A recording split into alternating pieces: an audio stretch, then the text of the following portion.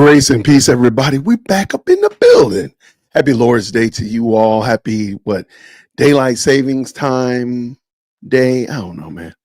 I do not like daylight savings time. I am not the fan. Daylight savings time is not getting my vote. Goodness, what's the purpose of it?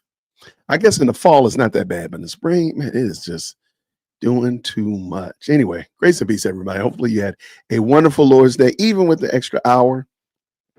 And I'm gonna use up that hour today. So thank you for investing that 1 hour with your boy. Thank you so much to everybody who jumped into the best live chat on the internet. I see the names already flowing, free flowing, and lots of people have already dropped their like number in the chat. Thank you so very much for letting me know what like number you are. I appreciate you. Happy November, of course. This is going to be a great month. I'm looking forward to some fantastic content with you all, some electrifying live streams. So jump on in here. Let's go. Tonight, what I want to do, and please understand, if you email me and I do the video maybe that you sent me, or the clip that you sent me, or the article that you sent me, and I maybe don't give you a shout out, charge it to my head, not to my heart. Okay, do not hold it against me. All right, I'll be trying. So anyway, somebody said, Jason, you need to watch Candace Owens on the George Janko podcast. I'm like, George Janko, that name sounds familiar. I thought he was I thought he was somebody different. So I looked it up, I found it, and they're right. This seems like it's going to be a very interesting interview. So what I want to do tonight, we're just going to watch this interview, get your thoughts on it like that. I just remembered that I did not pick up my bingo board. This one might be interesting to play bingo with, because I don't think she's going to use a lot of the words that we're used to in bingo, but I got to pull up my bingo board. Why don't I have my bingo board ready, Jason? Where's editor Jason when I need him, when I want to blame him for something? Got it pulled up right here.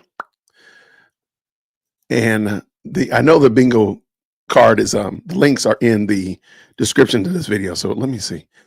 What's the latest number? 38. I can't use 38. Let me see. What's the next? 27. I'm going to do bingo board number 27. Oh no, this is going to be hard. This is going to be real hard, because I don't think any of these words are going to be on here. Good gracious, man. I'm going to still try it. Anyway, I'm going to try. Let me pull it in so y'all can see what I'm talking about. This is going to be tough. I'll just play alongside, even though I don't think I'm going to even get close to winning on this one. All right, so I got my bingo board ready. Of course, you got to get that free space. So let's go ahead. Witness tree. Betrayal. I won't share yet. I have a messages. Christian Zionist. I feel. Leaks. Hunch. Tip line shout out. Israel did it. I have proof, but not grieving right. Feds. Pastors. Dock someone. Grift. FBI. Kanye West. A claim without a receipt. Genercise. A military best friend, planes, and my gut. Yeah, there's no way. I don't think I'm gonna get bingo on this one at all. I know for a fact that Kanye West is in there.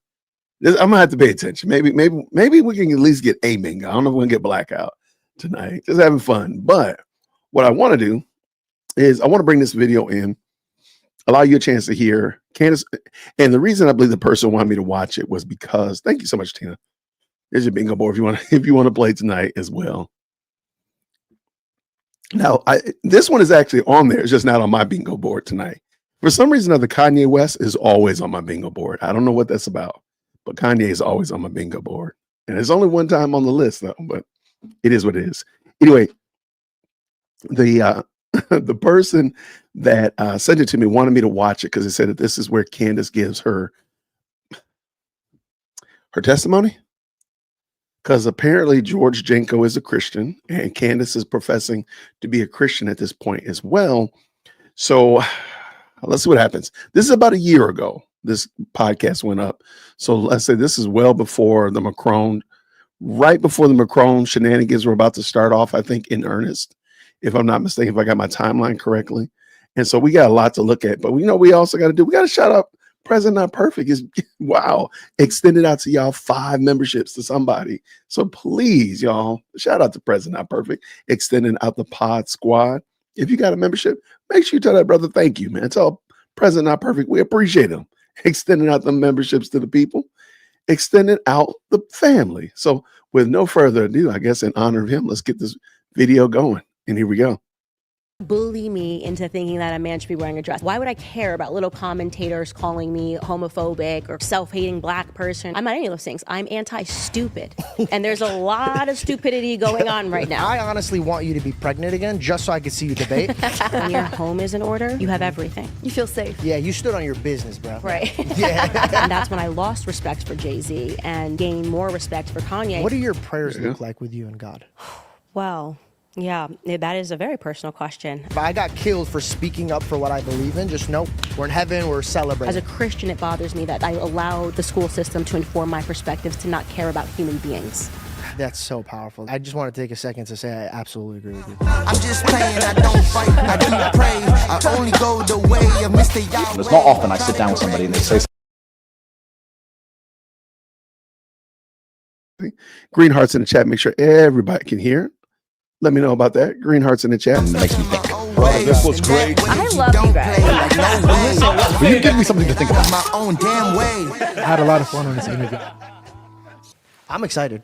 I am too. Thanks for coming down, by the way. Oh, thanks for so having sweet. us. Yeah. And your whole team was unbelievable. I was like, they wanted us to shoot with your spot, and I was like, no, I want to shoot on mine. I feel like it would be too much like your show, and I felt like it would be too home court advantage. You would interview us, and dude, they just blinked, and then like everything was set up here, and I was like, oh my God. That. With the home court advantage. But thank you so much for coming on. We're so thrilled. Yeah, I haven't done this, I think, had anyone on my set since I did the Nelk Boys podcast. Oh. So this is the first time we've done this again. I love that. Let's go. Yeah. Let's go. Well, I hope you enjoy just as much. You remind me a lot of Andrew Tate. So when I did the interview with him, he said something that stuck with me forever. a Now I can't compliment. unsee it. He says, in the eyes of God, you're either going to be a number or a name. And that's how war is. In war, you're either a number, like you're a soldier, or you're a name, like you stand out. Like you did something, even if they killed you, you still stood out and they know who you are. And watching your timeline, I've realized this about you. Regardless of where your heart is, you will be at the front center ready to fight for it. I want to take the time to learn from your POV, because in this podcast, we do help people see from our point of views. And sometimes it gets scary because you learn. So like, have you ever just like been so certain on a thing and then like a 180 and now you have to fight the people that had your viewpoints before? Well, I mean, my story in politics is that I was a liberal, and then I became a conservative. And I would say when I was a liberal, by the way, to be clear, I was never voting Democrat. That's one of the biggest lies that the media always publishes. Like, she was a Democrat, and then one day she realized she could make more money as a Republican, which is such a nonsense, given the fact that if I wanted to make money, I would have leaned into being a leftist. I mean, Yeah. the whole entire media loves the left. Yeah. I would have been on the cover of Vogue if I had said Black Lives Matter and here's why. Yep. Actually, that's not true. Actually, I mean, the argument can be made that she's doing exactly what she should have done because there was a gap. There was a female Black conservative gap, and she jumped right into it. So no, I think it's kind of, I don't know what that logical fallacy is to kind of paint it. Maybe that's a straw man argument to paint it as if, oh, I would never do something like that. That would be so silly, but you're actually doing that. I would never wear a blue Atlanta Braves baseball cap. How silly would that be? Why would I ever want to do that? That's so ignorant. But I am wearing it. So I definitely did not take the easy route there. But, you know, I think that would probably be the biggest example of really having to fight, was just the way in which the media attempted and still attempts, but I think a lot is the Black America's kind of waking up to it, to turn Black people against me, which was, I wouldn't say hard. I would say it was very frustrating to realize that when people print things, people that read them just accept that it must therefore be true without actually even watching a clip in its context, without actually, and this still happens to this day. Like, people just want the information. A journalist has a lot of power. Candace said this, and it's something that I've never said, and they just believe it. I was watching your. I'm gonna push back on that, because I hate to say it, but the highly melanated community has always done that. That's actually not new. And if she was in fact a liberal, then she knows that's exactly how the Black community gets down. They do follow lockstep with the Democrat liberal speaking points. It's embarrassing. There's no other way around it. That's just exactly what happens. So therefore, I don't know if that's really true to say, like, you'd be surprised. Like, that's what we do. I hate to, it's embarrassing to admit, but that's what Black people do. So I'm not really certain why she would be so thrown aback and say, oh my gosh, I can't believe it, when that's what we've been doing. Your hearing when you were, they used your words and they spun it and they made it seem like you were laughing at the mass shooter that wrote you in his letter. And I just want to take that moment right there. So paint me the picture of you being a young Black woman, being told what Black people are going through by many white people around them, and then they're taking your words because they know everything's typed for the media, so they'll be able to quote it. They spin your words, they put it for you, and they say, swallow this, you said this. How do you not lose your mind and say disrespectful things? You lose your temper, you get into, no, you just sat there and I could tell, you know what it looked like? It looked like you were angry, but you sinned not, which I really love that point of view. You were able to just dismantle them without any disrespectful tone. How long does it take a person to get to that capability? And how did you feel in that moment?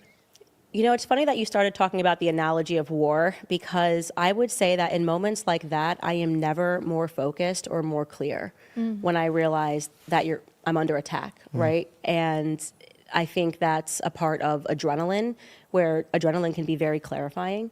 And I just saw red and I recognized what it was, and I just pinpoint shot like a sniper. And I think that, yeah, it's the biggest part was just I was under attack and it wasn't fair. But I definitely didn't get to that point by any training. And I always tell people, wherever you want to go in life, make sure that you're leaning towards who you naturally are. And I have very much been this way since I was a kid. Like, my parents tell me stories all the time growing up that I was just kind of one of those precocious kids, and they would constantly have to like close the door and laugh because of what I was saying. Like, you just imagine like a 4-year-old reasoning with you, and, but you said this, and da da da da. And so I think I've always been a person that pushes back against what I deem to be arbitrary authority. Like, I didn't like when my mom used to say growing up, do this because I said so. Like, that's something that I would instantly be pushing back at as a toddler, right? Because I'm just, what do you mean because you said so? That's not logical. I want an explanation. And I think that very much that is the media complex today. It's like, this is reality because I said so, which makes an enemy of me. Yeah. Well, it's one of the reasons why I respect you so much is your ability to be so eloquent and well thought out, and you're able to make all your points. Like, in that moment when you sat there, you were able to take all the points that they were like saying and then make your case. And I just think that it's such a beautiful thing to watch, and such a wonderful thing for a woman like you to show an example for other women, and you truly are a role model for women, to show that you can be strong in your point of views and make your points clear, but also be, level-headed. You didn't need to cause a scene or anything like that to make your point. Yeah, you stood on your business, bro. Right. Yeah. All the people like, what does she mean by that? I say that, they're like, oh, okay, I get it. And there was someone, like one of the judges, when you spoke, he was for you. He sat back and he was like, yeah, he gave you your time. Yeah, that's sick. It was like, Yeah, it was amazing. I want to take a step back. When you were a liberal, why were you a liberal? Were you influenced by your surrounding, or was it your parents that influenced you? What influenced you into making that decision? The entire ecosystem. I mean, the propaganda that we all grow up with. I'm so interested in what it takes to create a human mind, what elements it takes to create a human mind. And I think obviously the biggest elements, you obviously brought up family. My family didn't care about politics, so they were apolitical, which really just instigates how powerful any other influence was going to be, because I was starting at a zero, right? And that's where they want you to be. That's where they want you to be. Yeah. It's great to be apolitical, right? Yeah, because you're not fighting against them. Exactly. And so then your ideas are likely going to be seeded from the education system. You get into school, you're there 6 hours a day. What are they telling you? Well, if you're a Black American and you come out of school, or if you're a white American and you come out of school, you have a viewpoint about slavery, about the Republican Party being racist and backwards, that Democrats rescued Black people somehow, which is just so counter to what actual history is. It's almost stunning to I think thought about Republicans did that. Yeah, Republicans did. But in the school system, you take away this idea. If you want to wonder why Black people vote for droves and Democrats, it's because the textbooks make you think that LBJ, because he literally was the person who signed, the Civil Rights Act, but they don't contextualize that. They don't tell you. I'm gonna just stop real quick. And again, as a former school teacher, I can't speak on behalf of every school in America for the last 30 years, but I can say pretty consistently that it was not delivered in a sense that one party was better than another. I can say this, that it was delivered in a way that you're going to here are the facts and evidence. I remember teaching the basic general facts of the 1960s, of Reconstruction, of the Jim Crow era, of slavery. It was just the basic facts. Not that there was good guys or bad guys, or one team was better than the other team, but just these are the facts and evidence, and give it to the children, and we must move on. So, and again, I'm not saying that there weren't schools that did, but man, she makes it sound like it was truly a drumbeat in all her. And she's not that grossly younger than me. She might be. I'm sorry about that, but I don't know where she was taught this, and it's very possible. It's very possible. You that LBJ was an avowed racist. He was essentially forced to sign it because there were riots. He was angry about having to sign it and came up with a plan that he would, quote unquote, have those N-words voting Democrat for the next 200 years. And that plan was welfarism, the Great Society Act. You don't learn that. A Democrat signed the Civil Rights Bill and you got all of your rights. It's very, here are the villains, here are the heroes. So they rewrote their story. Yeah. Genius. It is genius. You got to respect the move, right? My mom used to always say, think like a snake, be pure as a dove. Mm-hmm. So you got to know how deep they'll take it. And what they do is they'll beat the living crap out of you mentally, physically, emotionally. And then they'll say, we were the ones that took care of you. Right. And you'll be like, no. But if you say that many, many times in different variations, you'll somewhat be like, okay. It's kind of like when you're in a bad relationship. When somebody's like that you love will tell you the good things to confuse you, but his actions to everybody else will be like, bro, that guy doesn't love you. So, okay, you said that you were going there because of your ego system, and I love watching your debates. I honestly want you to be pregnant again just so I could see you debate. I truly, because like, dude, you're like, get over it. I have no time for this shit. And bro, like I would pause it and just die of laughter and send it to all of my friends. I go, she needs to consistently be pregnant. Because you're just very straight to the point. But I have to play devil's advocate. When you see a young lady with, blue hair and she has her signs and she's saying things that are just regurgitated from somebody else, do you not have empathy and see that you were that human being? That she's doing the same thing. She's standing at the front lines trying to defend what she feels needs defense, and you just shatter them where they stand. No, that's exactly what they need. They need a parent, right? That's the problem. I was a liberal, but I was never that. Think about what those students are doing. This is an event they are not forced to attend. It is a ticketed event that's being held by Turning Point USA that is meant so that conservatives can finally hear their perspectives on these liberal totalitarian campuses that are just basically applauding Marxist principles all the time. They rarely get to hear a conservative speak. So these people are choosing to buy tickets to attend an event that someone that they hate is speaking at, right? Then they get in line and they stand up so they can say that they're a victim, that they're even standing at this debate, that I'm even there. Like, talk about victimizing yourself. This is completely ridiculous. And what's happened in this scenario is that we now live in a society where people don't believe in parenting. Yep. This is a weird thing where people now you went from like put them in timeout, went from like you're gonna get a spanking, which is my generation, at least my household. I got my butt whooped growing up. Beat the brakes off your kids, bro. I told Belle, I said that. I go, listen. We ain't doing the American raising. My kids, I couldn't even get excited with my parents with a loud tone. If I was like, Mom, you wouldn't believe, she's like, what do you mean? I wasn't allowed to clap or snap in the morning, okay? No clapping or snapping in the morning. You think I'd ever be able to go like this to my dad? Oh my God, he'd disassemble me and put me back in his balls for like a couple more weeks. Just until I format the way he wants me to talk. But I didn't see that coming, sorry. You don't spare the rod. I talked about this in my last podcast. You don't spare the rod. The reason why the Bible says don't spare the rod is because if your parents are not going to discipline you, somebody else will, and their mindset. Exactly. So you were Okay, so it's now absolutely bratty. It's an absurdity. There's nothing here that you victimizement. You bought the ticket. You took that ticket, by the way, because my events are always sold out because conservatives are so desperate to hear people that represent their beliefs. You took that ticket and that seat away from somebody else so you could stand up here and say, what do you have to say about people that feel victimized by your presence? Yeah. You know, it's It's interesting. And I'm just going to say this again. And I've said this. If Candace Owens she just said all of my events were sold out. Then why aren't you doing this now? Why are you not doing it now? Now, don't tell me because you got kids now. Don't tell me because you have other things. You could be doing that right now. Why not? Once a month, twice a month, only on the weekends, whatever. Why are you not doing these events, filling up these stadiums, selling them out, doing it on your own, rather than doing them with Turning Point, doing them with Charlie Kirk, doing them with somebody else? I just wonder. I think this is the truth of the matter is nobody really wants you. I think they would settle because you are with somebody else, kind of like the cover band or the opening act for a band that you really want to go see. So you'll tolerate, this cover band, you'll tolerate this opening act because you know that the band that you want to see is coming up. That's what I'm wondering.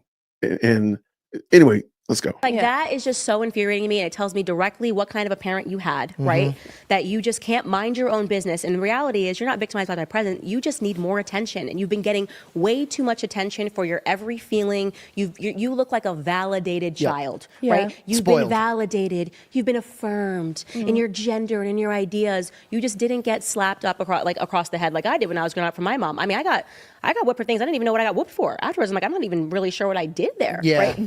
But it made you rethink when you wanted to do something. Right. And so I didn't have this privilege mentality of like, every time I have a feeling, everyone needs to listen to it, Yeah. We're paying for the trophies that are participating. Yes, the participation or like trophies, everybody wins. When you remove the loser, everybody feels like a winner. So they act like losers while acting like winners. It's a weird concept. I think the pendulum is coming back though. I think the children that are now feeling this are going to teach their children differently. But it's only people like you that are standing up and be like, none of this nonsense. I'm happy, by the way, just going back to your point about empathy, because I want to make it, if she actually was saying something, you know what I mean? There are kids, and those don't go viral, who will ask a question and actually one did. It was a young Black woman, and she was saying, what do you have to say about someone like me? I've listened to your points. I agree with some. I don't agree with some, but I am obviously, I think she said, a part of the LGBTQ community. And we had a great back and forth because there was nothing bratty. She actually had a question. She wanted to hear what I had to say. But you're not going to take time away from this event and these kids that are here so that you can be seen and be heard. Get out of my face and get out of this event and let people actually engage in this event in a meaningful way. So, okay. I don't know how you were raised. Was your mom very heavy-handed, but did she ever show like love and compassion to you? Yeah. My mom was heavy-handed if we were doing something wrong. We were very well-behaved kids. Yeah. I had the kind of mom that would pinch us and she would whisper in our ear. If we even typed. Okay, no offense, but y'all let me know if she mentions her dad. Because it's almost like they're presupposing that her dad is not involved in her life. George is literally saying your mom did your mom, and if you catch dad, please let me know. Up at a restaurant, she'd be like, when we get home, I'm gonna whip your ass. Do you ever get one of these? Oh gosh, the pinches. This right here. If any Middle Easterns, they just tucked in real quick when they saw this. You don't even have to say anything. She'll just see me from across the room like this, and it's just. Wait till we get home. And I'm like, oh man. Dude, she's beat me up in church, dog. I just get the look in the finger. My mom liked to get down. And I love when she put her finger in my face. She didn't care where we were. Where we were. We never threw fits. And if that little peep, it was on site, right there. Everyone would say we were the best behaved kids because of that. We were just, we understood that we needed to be well behaved or else we were going to get into trouble. So. It's your parent, My mom always said, too many parents now are trying to be the friend. And my mom always said, she goes, I'm not your friend. There will come a time when, you're older and we build that friendship with each other, in which I have that with my mom now. But when you're a child, you need an authority figure to tell you what's right. As a child, you don't know what's best for you. Yeah, also I've anyone who's seen me and my mom and dad were best friends. I even got a place right next to them because I just can't stop being with. After this, I'm going straight to them.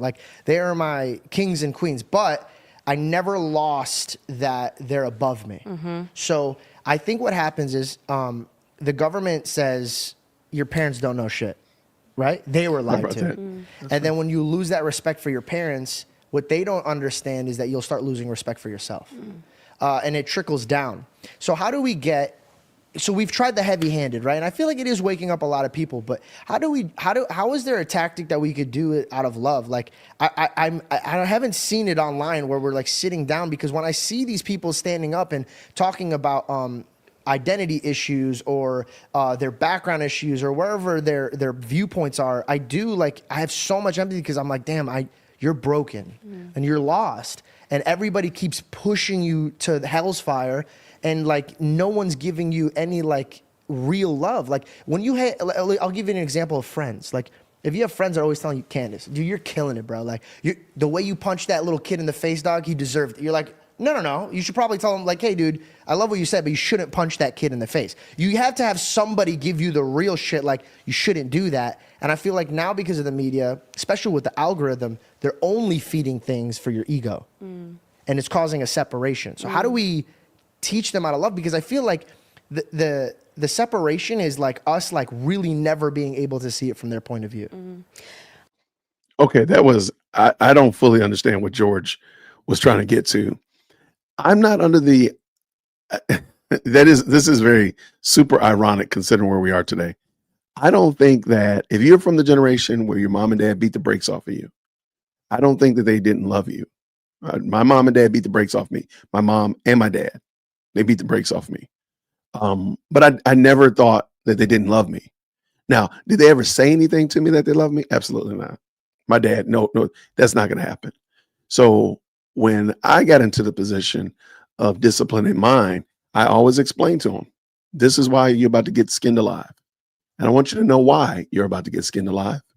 You get skinned alive, and then we pray that God heals you from said skinned alive event. But they never were under the assumption that I didn't care about them or wanted to hurt them or damage them. And never was it ever an attempt to get all of my frustration out or prove anything of that foolishness. So I think it develops and grows, but it's not, I don't think my mom and dad were bad. I don't think they were bad people. Did they do everything exactly like I wanted them to do? Nah. Did they get me out of a lot of trouble? Absolutely. They kept me out of a whole bunch of trouble. So therefore, I can't say that just because my dad would 100% lay you down. Let me tell you a story real quick. Let me tell you a story. One day, I just knew we had a pretty nice house when I was growing up. And it was one of those houses that had a powder room right off the kitchen. And I just knew one day my mom was getting on my nerve. She was just getting on my nerve. Let's say I was maybe 13. Okay. And I was in the kitchen. My mom had just told me off about something, and something probably around doing those dishes, because I was horrible at doing dishes. And I can tell because I'm always riding my kids about doing dishes now. So, so I'm in the kitchen and I'm fussing, and I just learned about using profanity. So I'm at the sink. I know it had to been dishes. So I was at the sink. I was at the sink washing dishes, and I was oh stupid bee. I called my mom a bee under my breath, so I thought. All of a sudden, I heard the powder room toilet flush, and I promise you, my whole entire life, the whole 13 years, flashed before me. I mean, the whole thing, because I knew who that was. That was my dad.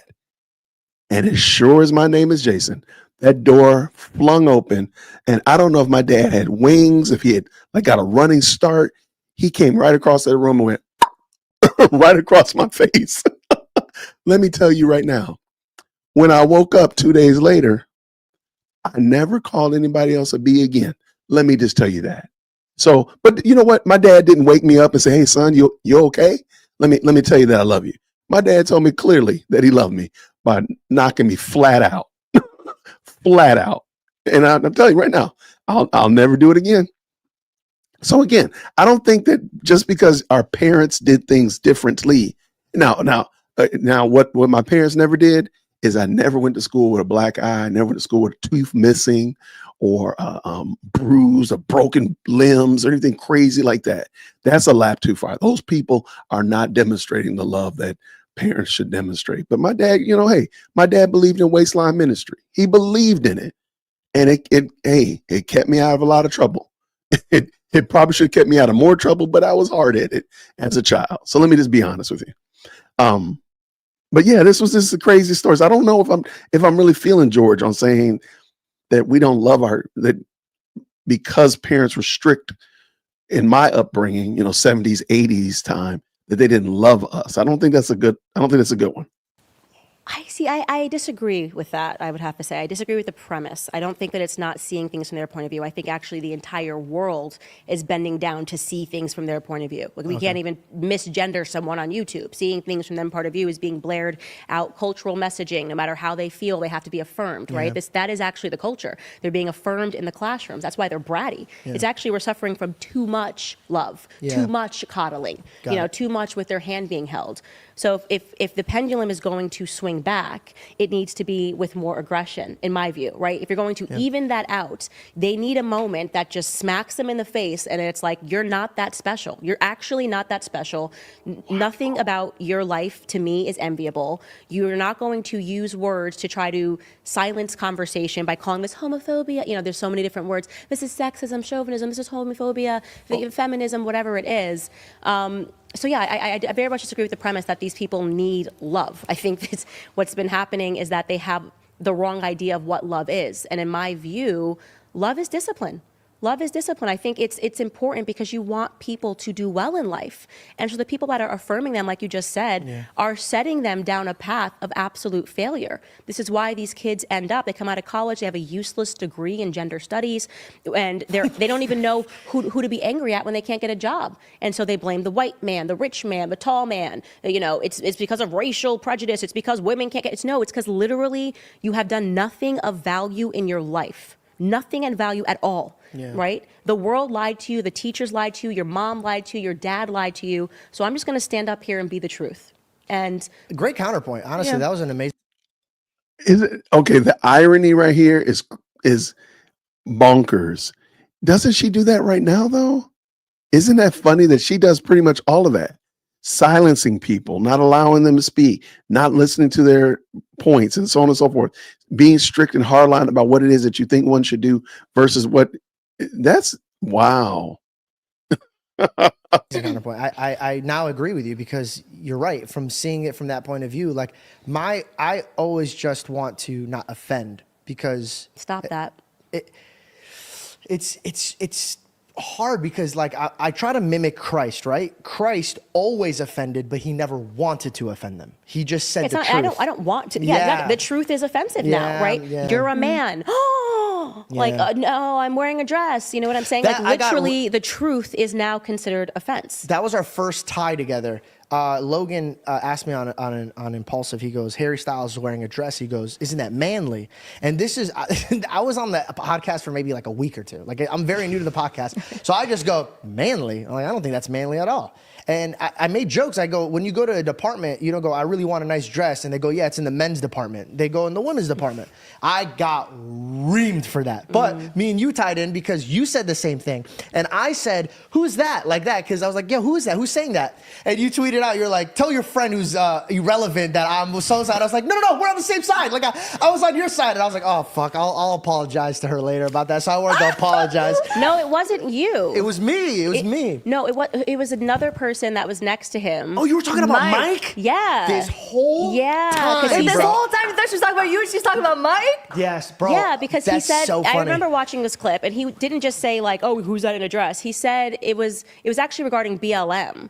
And he was on his like pro BLM pitch, Logan Paul, and he basically was saying that my perspectives on it. I don't know what he was saying. Essentially, he was very pro BLM, and they were trying to say that I was deranged for being a black person who held a different viewpoint. And yeah, I tweeted like, what are you even talking about here? And I was like, I don't know who your friend is. For years, I'm walking around, be like, don't get out of bounds, bro. No, it wasn't. Don't get out of bounds. So this is my point of view, right? I don't think it's manly if a man wears a dress. Now, if a man came up to me and is like, I think it's manly to wear a dress, I would say, okay. I don't need to argue with it. So I don't understand that. Like a lot of people want to stand up for what they believe in, but as soon as I speak about what I believe in, it's wrong. Yeah, because they're lying. It's Valentine's Day, and so I feel romantic, and I wrote a poem for you guys. You want to hear it? Roses are red, violets are blue. Trim your balls, and your date will thank us too. What's up, fellas? Valentine's Day is around the... I didn't know there was a commercial in there. Shout out to that. Why am I blurry? Okay, there we go. Shout out. This is very interesting, y'all. So what we're watching is Candace Owens' interview about a year ago on the George Janko podcast. I don't know the co-host name, the young woman that's on it, so somebody can find that and drop it in there. It'd be great. I did leave the link to the full video down in the description, though, so you can definitely check that out. I think this is interesting. Apparently, somewhere in this interview, she actually talks about her faith. Because I know part of the question I had was, is she going to be talking about her faith? And I said that absolutely. If we found something, I would look at it. I also saw the question, am I going to be watching Erica's interview on Wednesday? We will be watching that on Wednesday. Yes. Okay, they're back. Hold on one second. All right. We will be watching Erica's interview on Wednesday with, what's the guy's name? Waters is his last name. So yes, we will be watching that. This is his wife? Really? He looks so much older than her. That's his wife for real. Are you sure, Amethyst? Oh my gosh. Okay. If it is, then I apologize then. Okay. Jesse Waters. That's his name. Thank you so much. Jesse Waters is supposed to be interviewing Erica Kirk on Wednesday, and we'll be watching that. Yes. Okay, let's get this going. That's his wife? Shout out. Okay. Viewpoints and be like, dude, I get it. You think that wearing a dress on a cover of a magazine or these men acting like women in movies and Cat Williams was talking about this. Everybody has their own points of views, but I've never in my life ever heard somebody else's point of views and got so upset that I was like, no, they need to see it from my point of view. I think that's what makes the world beautiful, bro. Even the people that I truly don't even agree with, it's at least we could get on a common ground and be like, yo, I don't agree with you, but could you at least respect my opinion? Actually, if we had an agreement that, if we were respectful in that way, I feel like then the school system wouldn't be so messed up the way that it is, because then we would respect the fact that there are two sides and one side wouldn't only be taught, right? Both sides would be taught, and then the students would be able to make their decision as to where they want to go. Right. But This is interesting also. Has anybody noticed that at the current moment, they've only been talking about transgenderism and raising children? These are all the topics that Candace used to talk about pre the Macron case. Like, this is just before the Macron case kicked off. So this is probably like September, August time of last year. Because remember, the Macron case really kicked off in September. The Macron expose started like late September, October of last year. And it's just interesting to hear her talk, because like these are topics that most of us would agree on. All right, let's go. Why is there a 12-year-old on the panel? She does look young. Like, she does not look like, if that's George Janko's wife, man, shout out to her. that's not the case, right? Well, the reason that people get upset, just to kind of answer your question of why that is, you only get upset when you're lying, right? The lie hates hearing the truth, always. So if you say something that is so obviously a lie, that a man dressing up as a woman is manly, you're going to be upset when someone says, no, that's obviously not manly. That's not an example of masculinity to cosplay as a woman. Yeah. And so they then turn into Marxists. They then turn into George Orwell's 1984, and they're like, I have to force you to not believe your own eyes, right? And they get tremendously defensive because they've been exposed as a liar, right? Not because these are two different ideas, right? It's not like when you're not lying and you're like, oh, I think the white couch looks better to the left. Oh, really? I think the couch looks better to the right. It's a difference in opinion, right? Mm-hmm. But when you're outright lying, it comes with anger and it comes with defensiveness. So in that moment, which I didn't see, if Logan Paul is literally saying something that is so absurd and so untrue, if he actually thought that wearing a dress was manly, he would do it. I say, dude, 100% you should do it. You should wear a dress tomorrow. That's what I would have said. You should wear a dress tomorrow. You don't want to do that. Was he going to say, I don't want to be manly? Is he going to say that? I don't want to be manly? No, because he knew, I think some of his ideas have shifted over the years because those lies are no longer serving him as he's getting more into boxing and MMA, and that's like stuff that is just, it's weak. It would be cool if he admitted now, which I'm totally fine for people to transform over the years. I think he probably kowtowed to leftist pressure when he took the BLM stance and took all of the Marxist stances going on. But you want to be a man? F the dress. Apologize for lying, right? Because people listen to you, right? And when you say stuff like that, when men lie, it renders them weaker. Men should never lie. It's better to say nothing than to allow a lie to come from your lips. Amen. I believe that. Yeah. Dude, the thing that I don't like is when you lie. To me, you're an empty vessel. Because if you can't stand on your word, then who are you as a human being? Yeah. It's also kind of interesting. She's talking about Logan Paul. There's Jake Paul and there's Logan Paul. And Jake Paul is the one that's responsible for like the energy drink, I think it's Prime or Focus energy drink. And then there's Logan Paul, who's very popular in the podcasting space. I bring that up because Logan Paul is one of the ones that was tweeting out Christ is King. And he himself even said, I'm trying to find the quote where he says, yeah, Christ is King. I'm an atheist, but I know it pees off a certain people group when I say it. So it's just odd that she's calling out Logan Paul here, and he's one of her people who's running after that Christ is King narrative. And I'm trying to find it while we're looking at this, but I just thought that was interesting. Look how times change. Over exaggerating to tell a story or a joke, totally fine. But like for you to stand on your business, but your business isn't legitimate, that's kind of crazy. Yeah.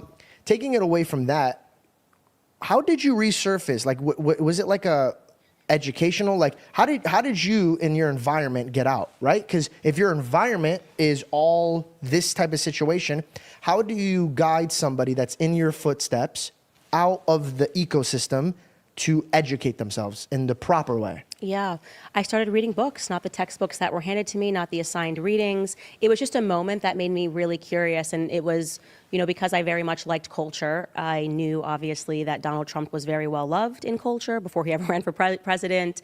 It was sort of a symbol of success. If you listen to rap songs or music, even Beyonce and Jay-Z sipping poolside at Mar-a-Lago, he was the symbol of success in Black America. So it was very strange to me when he ran, and I wasn't going to vote for him, when he came on the escalator, and then suddenly the media was saying he was a racist and that he was going to put Black people back in chains. I mean, the rhetoric was insane. And so that just piqued my curiosity, where I was like, okay, if this was the truth, didn't you guys just give him a show for decades? This guy has been on TV. He's been in our face. Why are you just telling us now that these are his perspectives? Why did you ever platform him? So that was just too obvious of a switch up. And I had, just being curious, watched him give a live speech in Dimondale, Michigan, where he was talking about Black America, and he was basically, the pitch was, look at your communities, look at the rates of whatever's going on in your communities. Why don't you just try something new? Take a chance on me, right? The Democrats obviously haven't done anything for you. Just take a chance on me. And I remember watching it and thinking, all right, cool enough pitch. Like, I wasn't going to vote for him still, but I was like, that's a solid pitch. Just try something different. It piques your curiosity. Yeah, and then I watched the media report on that speech in real time. The way that they lied. He faked tears from like Black Don Lemon type people on TV. Wow. He's looking at Black and people in the face and he's saying, you're poor, your communities are this. Like, he's a racist. And that moment just changed everything for me. I realized this is full on propaganda. So that was your turning point, was you investigating in Donald Trump's ideas? Yeah, that was the wake up moment for me that, the media really is just actually evil, really. It's bought. It's bought, it's paid for. These people are actors. Suddenly I was really able to recognize the performance of it all. The fake tears, oh my God, the rhetoric. And I was honestly, it was very hard to go through. I always say that I suffered a bit after, because it was like having your whole world turned upside down. Like, to your realize you loved were ones. so wrong. Like, you have to go through a death of an ego, right? Because what if you were like, I'm not talking to you because you're a racist and blah, blah, blah, blah, because you believe the media hype. But it kind of shattered my world as I knew it. And I decided to kind of quietly for a year just do some studying. And, I really dove into Thomas Sowell, which he made the economic arguments. He never was left or right per se, but he definitely is a free market capitalist, and he made very sound economic arguments of how could I ever accept anything the Democrats are doing. Okay, I'm going to stop in here real quick, because at this moment, she's now making her transition from being a leftist, a liberal, whatever you want to call it, to conservative understanding, conservative adjacent. But you never hear her talking about her faith. So her liberalism was not informed by her faith. Her converting from liberalism to conservative was not moved by her understanding of faith or God or Christ, the Bible, even Christianity in a general sense. None of that stuff. It's just, and again, hats off to Thomas Sowell, fantastic writer, but I have not heard any reference to God. So when they later on talk about it, I want to know where is it in this discussion now? Just seems very interesting. I've heard more of God from George Janko, which is interesting. And yeah, I just kind of went down a dark hole of reading so much Thomas Sowell, Shelby Steele, because I wanted to start with the Uncle Toms and the Coons, the people that I instantly thought were Uncle Toms and Coons because they were black and conservative. And joke's on me. Now that's the stuff that I get called. That's crazy to go from fighting against them to aligning with them. Did you feel like you were kind of, like dying to your old self in a sense? Yeah. Like for that year, you like left yourself behind? Yeah, I went through I would say shock, and then I was educated, and then I was angry at how evil, to realize what the Democrats have done to Black America, how they have used the school system, how they have encouraged us to burn down our own neighborhoods via Marxist principles, and causing people to flee our neighborhoods after BLM, which I spoke out against the entire time. I was really angry because I realized it's just a modern slave plantation. You're doing all the same stuff. You're breaking down our families. You are making sure that we aren't educated. I mean, the percentage of Black boys and girls that can read in America right now is shocking, right? And you've largely gotten away with it. And then that empowered me to say, I want to be a voice and speak out against it. So has any of that stuff improved or been made better since this interview last year to today? Because almost within 30 days after this interview, she went hard in the paint in France and was getting shellacked in France until the Charlie Kirk assassination in just a couple weeks ago. It just seems interesting. Like, has any of that improved? Has the state of Black America improved any, that you were a champion of it, calling them out? Why are you you don't even reference it anymore? It's totally off the radar. You would think pretty easily that matter has been resolved, that everything is sunshine and rainbows in the hood with little Ray Ray and little Sean. Just seems interesting to me. How do you feel about your culture and what they do with music? I think it's a part of it. It's a part, and I've talked about this on my show, who owns these record label companies? Who signs a Sexy Red? You can go out and you can get any artist in the world based on their talent. Why is it that when you come to Black America, you want to platform someone like Sexy Red, when it used to be you platform people like Lauryn Hill?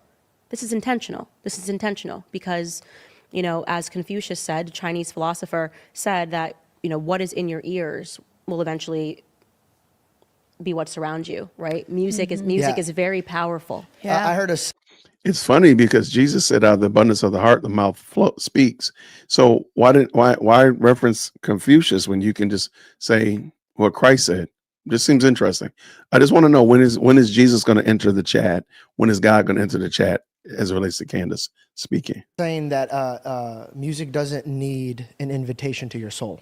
That's a great way of saying it. Into it. Yeah, and you are who you hang out with, but if you're just listening to it all the time, and I always got confused. I could never have said it because I'm not Black, but if I had an Assyrian culture and all they did was make money off of belittling my people, I would not pay money for it. I'd be like, yo, what are you doing? You switch sides on us. Like, Why would you make it out, quote, and then shit where you came from? Why don't you come grab us and like build us out?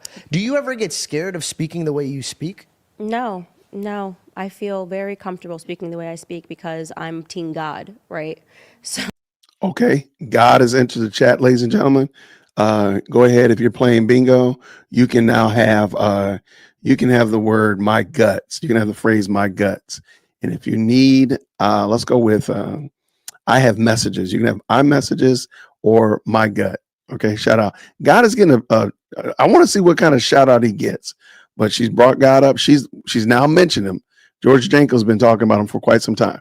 So let's see what happens. George Janko also is cursing, so we got to balance that out. But let's see what happens. Let's go. yeah, if God has you, who can be against you? You know what I mean? Amen. And so, yeah, I am very confident in what I say, and I take obviously a beating from the artists who I believe, just like you said, have turned their back on Black America, because I don't fault these artists. Like, I grew up listening to Jay-Z. I would say Jay-Z and Kanye probably had the biggest influence on me, and there's a lot in Jay-Z's music that I'm so grateful for, because he made it clear on how to move in a business room, I would say. Yeah. So many of his lyrics talking about, this is how I think about it when they want me to do their shows. Like, how are they benefiting off of me, my brand? He's thinking like a boss. But then he gets up on stage and him and his wife tell people to vote for Hillary Clinton. I know Jay-Z is smart enough to know that's wrong. I know he's smart enough to know that's wrong because I listened to the DNA of his music. So if you got out, why don't you tell other people how to get out? And that's when I lost respect for Jay-Z, and it is what made me gain more respect for Kanye, because he is willing to say stuff that makes him unfavorable in Hollywood, where I think Jay-Z really cares about what Hollywood thinks about him. Do you know what I mean? Absolutely. Jay-Z, unbelievably talented, can't deny it. Beyonce, unbelievably Absolutely. talented, can't deny it. Kanye West, I would say a genius, can't deny it. Unfortunately, you stood on someone who is very up and down with what he says. Does that not, like, if I had a teammate that just kept going back and forth, it's kind of hard to like stand out. And like, let me give you an example. Okay, before George gives an example, notice Candace said she's on Team God. If you're on God's side, God's got you. And then that was it.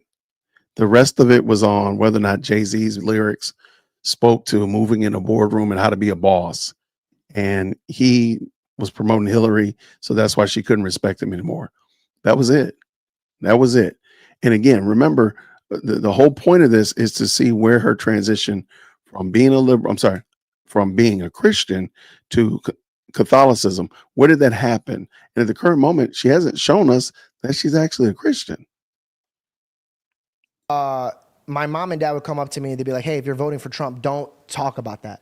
And I was like, damn, we got to a place where it's hard to even voice what you're voting for or what you're siding with. And then I realized that my mom was trying to teach me a lesson. Be careful on who you stamp your name on, because now how they act or how they portray themselves or any of that is going to reflect you, because people are going to be like, well, you signed off on this man. So how do you sign off on a man who stands on a car and says, yo, Jesus is coming, you got to be about good things, all this stuff, but then Because I'm a sick fuck, I like a quick fuck the next day. You could see when Kanye has his eyes on Christ, and then you could see it when he's like, oh, I need to get these numbers up or stuff like that. So I think the single most important thing that Kanye has told about himself publicly, which weighs into my mind when he makes music like that, is that he's addicted to pornography.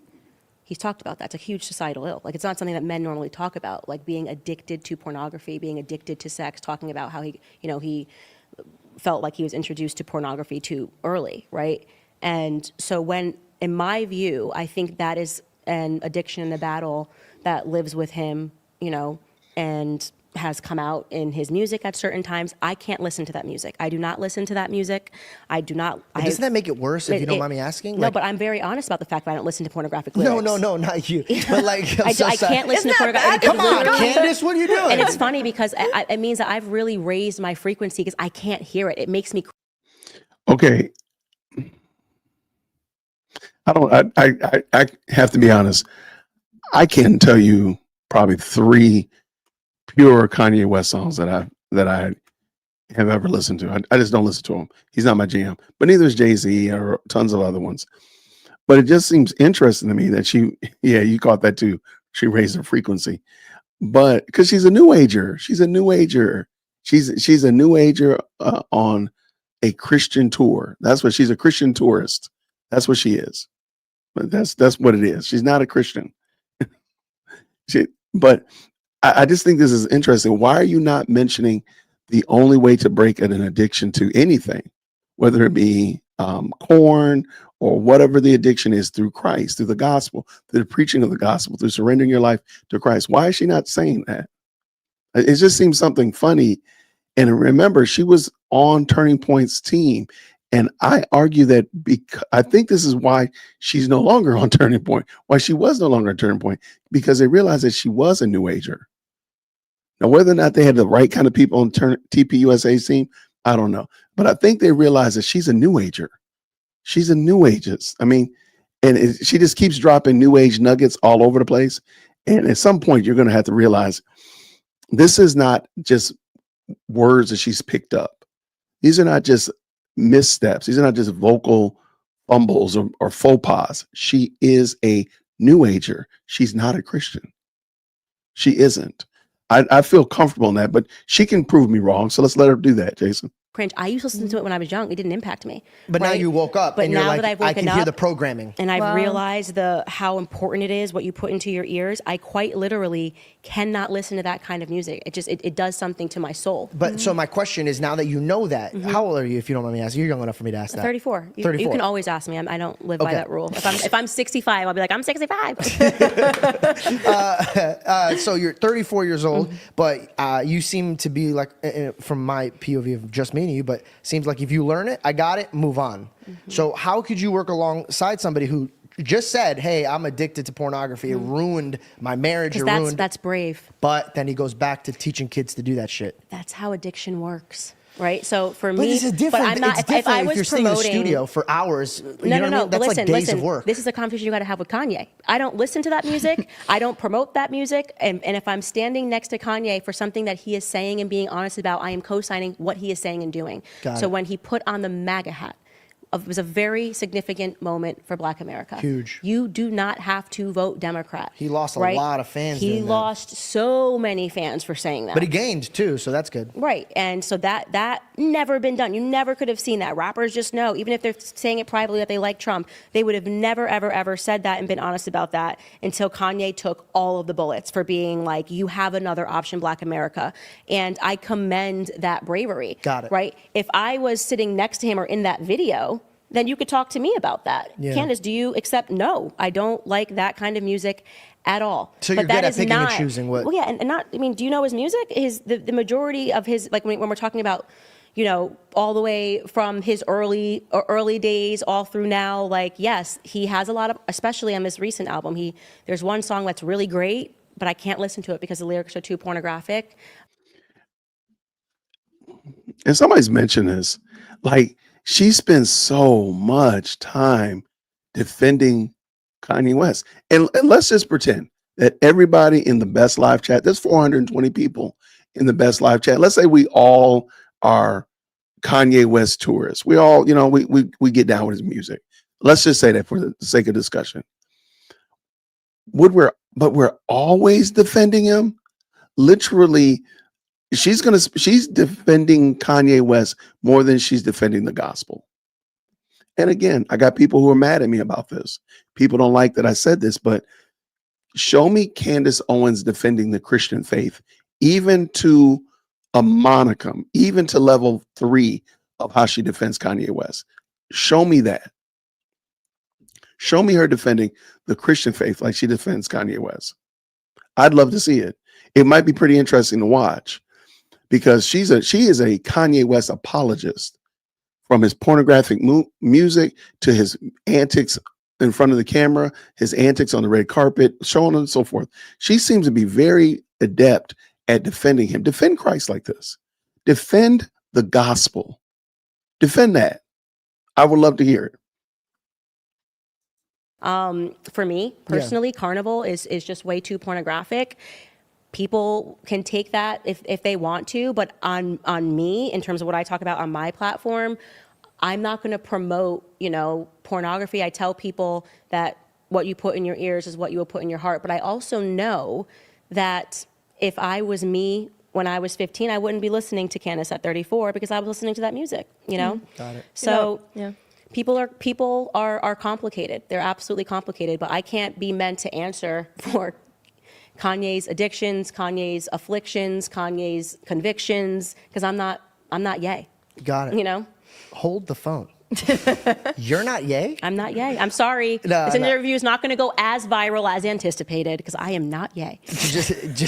No, honestly, it's we're getting out what we need. Can I get my Celsius over there? I don't want to just get. Oh, perfect. Thank you. Is that a smooth ad plug right there? Can I get Celsius? Oh, I'm so thirsty. Can somebody get me a Celsius? Do you want one?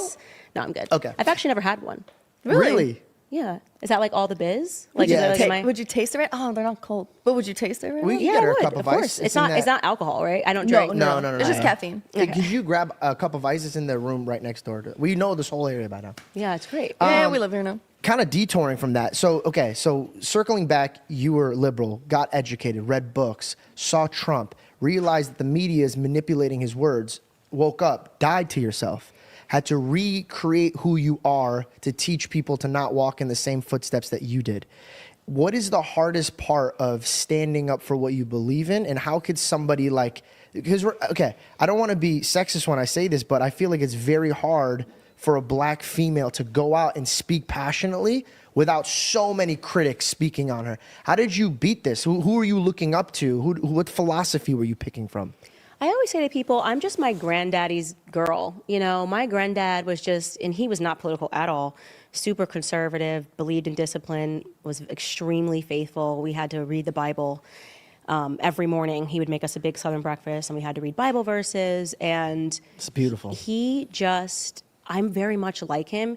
My granddad was he passed away 3 years ago now. But he was just very stubborn, Like, you were never going to come to granddad and tell him about his family and tell him about his life, And I think that there was just a genetic component where, for me, once I know this is how I'm living, this is what I believe to be true, you're not going to bully me into some BS. You're not going to bully me into thinking that a man should be wearing a dress. It's so absurd and so ridiculous. Why would I care?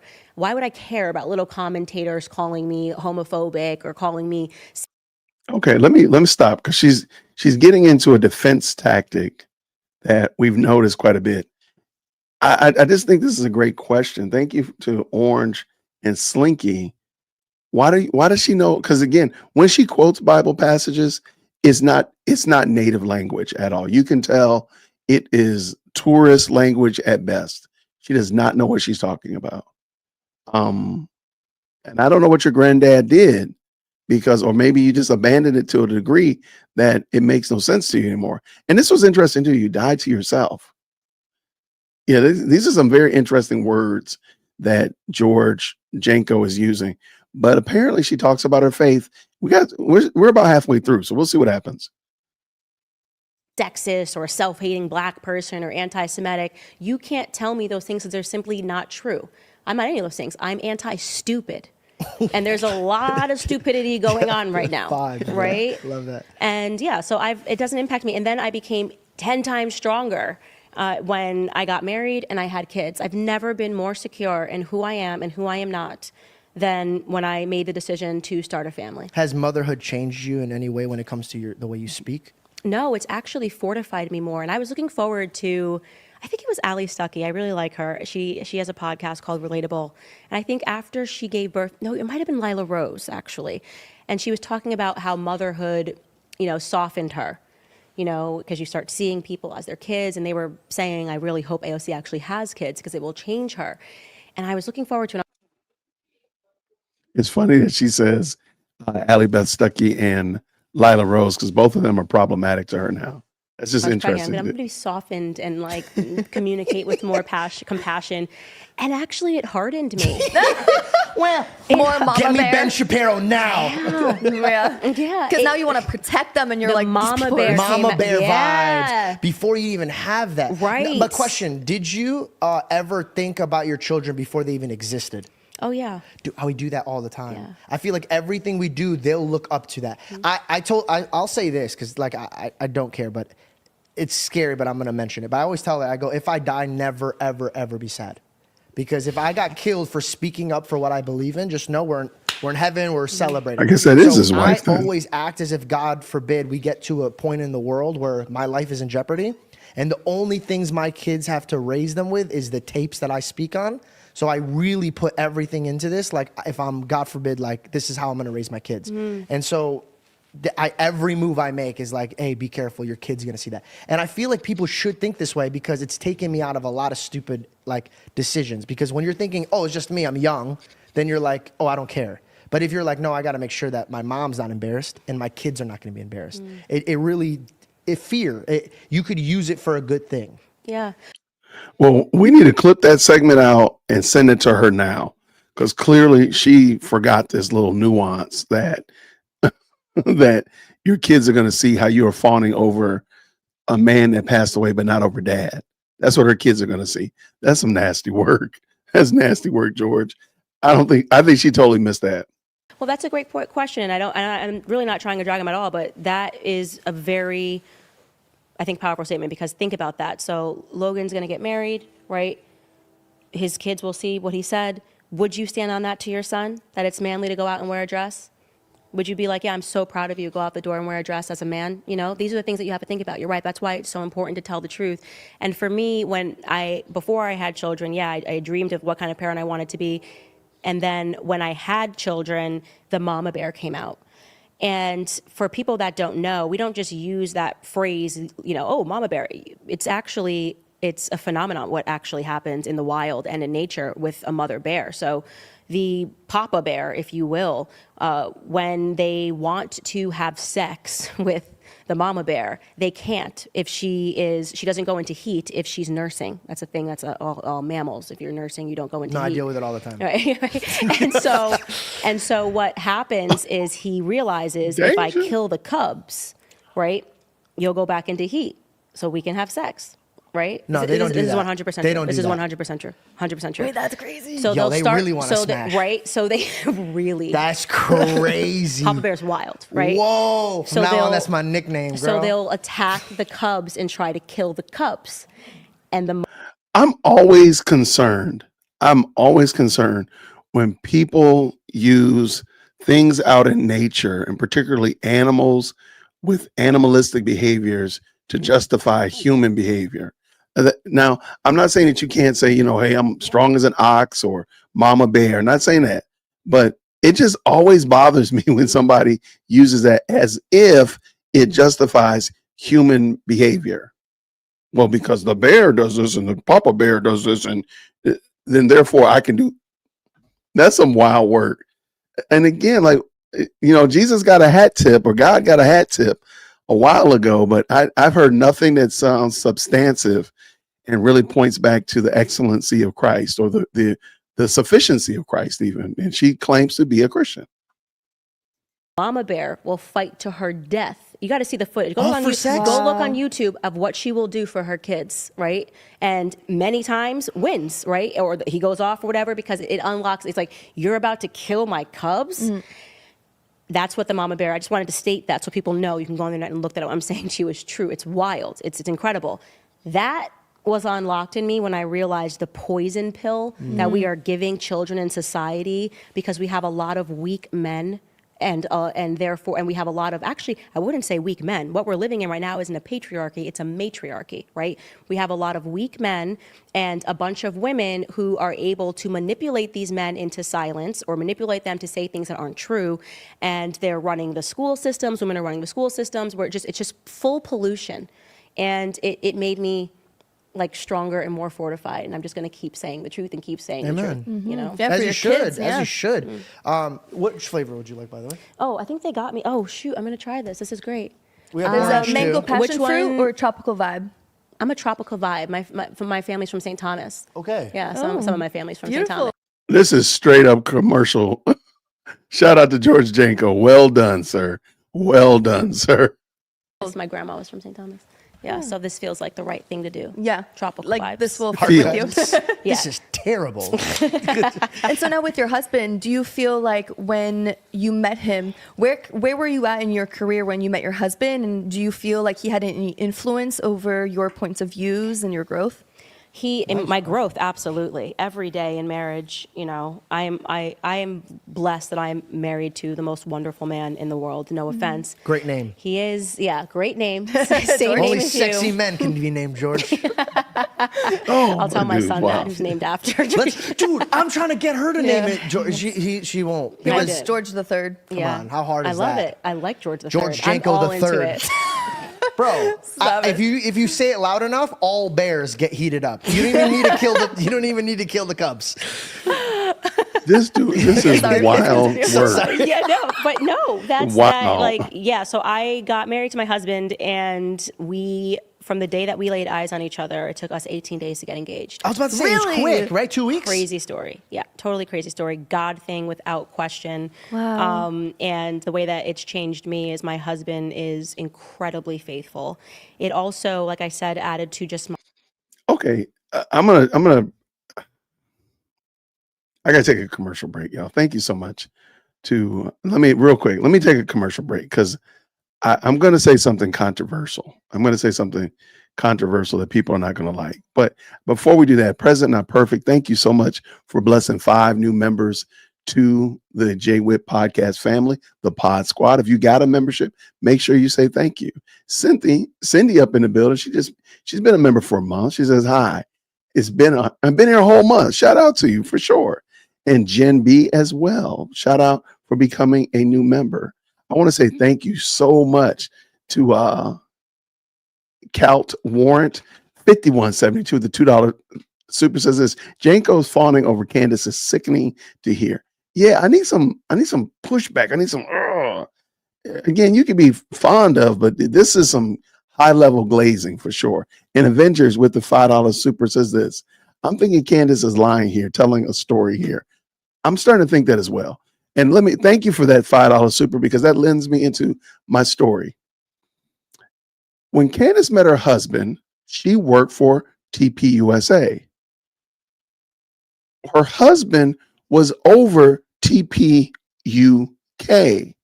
and greatly involved in it. So the idea and the notion, I'm starting to think that the story that's being told about there, oh, I just laid eyes on you and I just fell in love with you, is not necessarily true. I'm starting to really believe that story, or that she never knew anything about him. Let's say that story where she knew nothing about him before she saw him.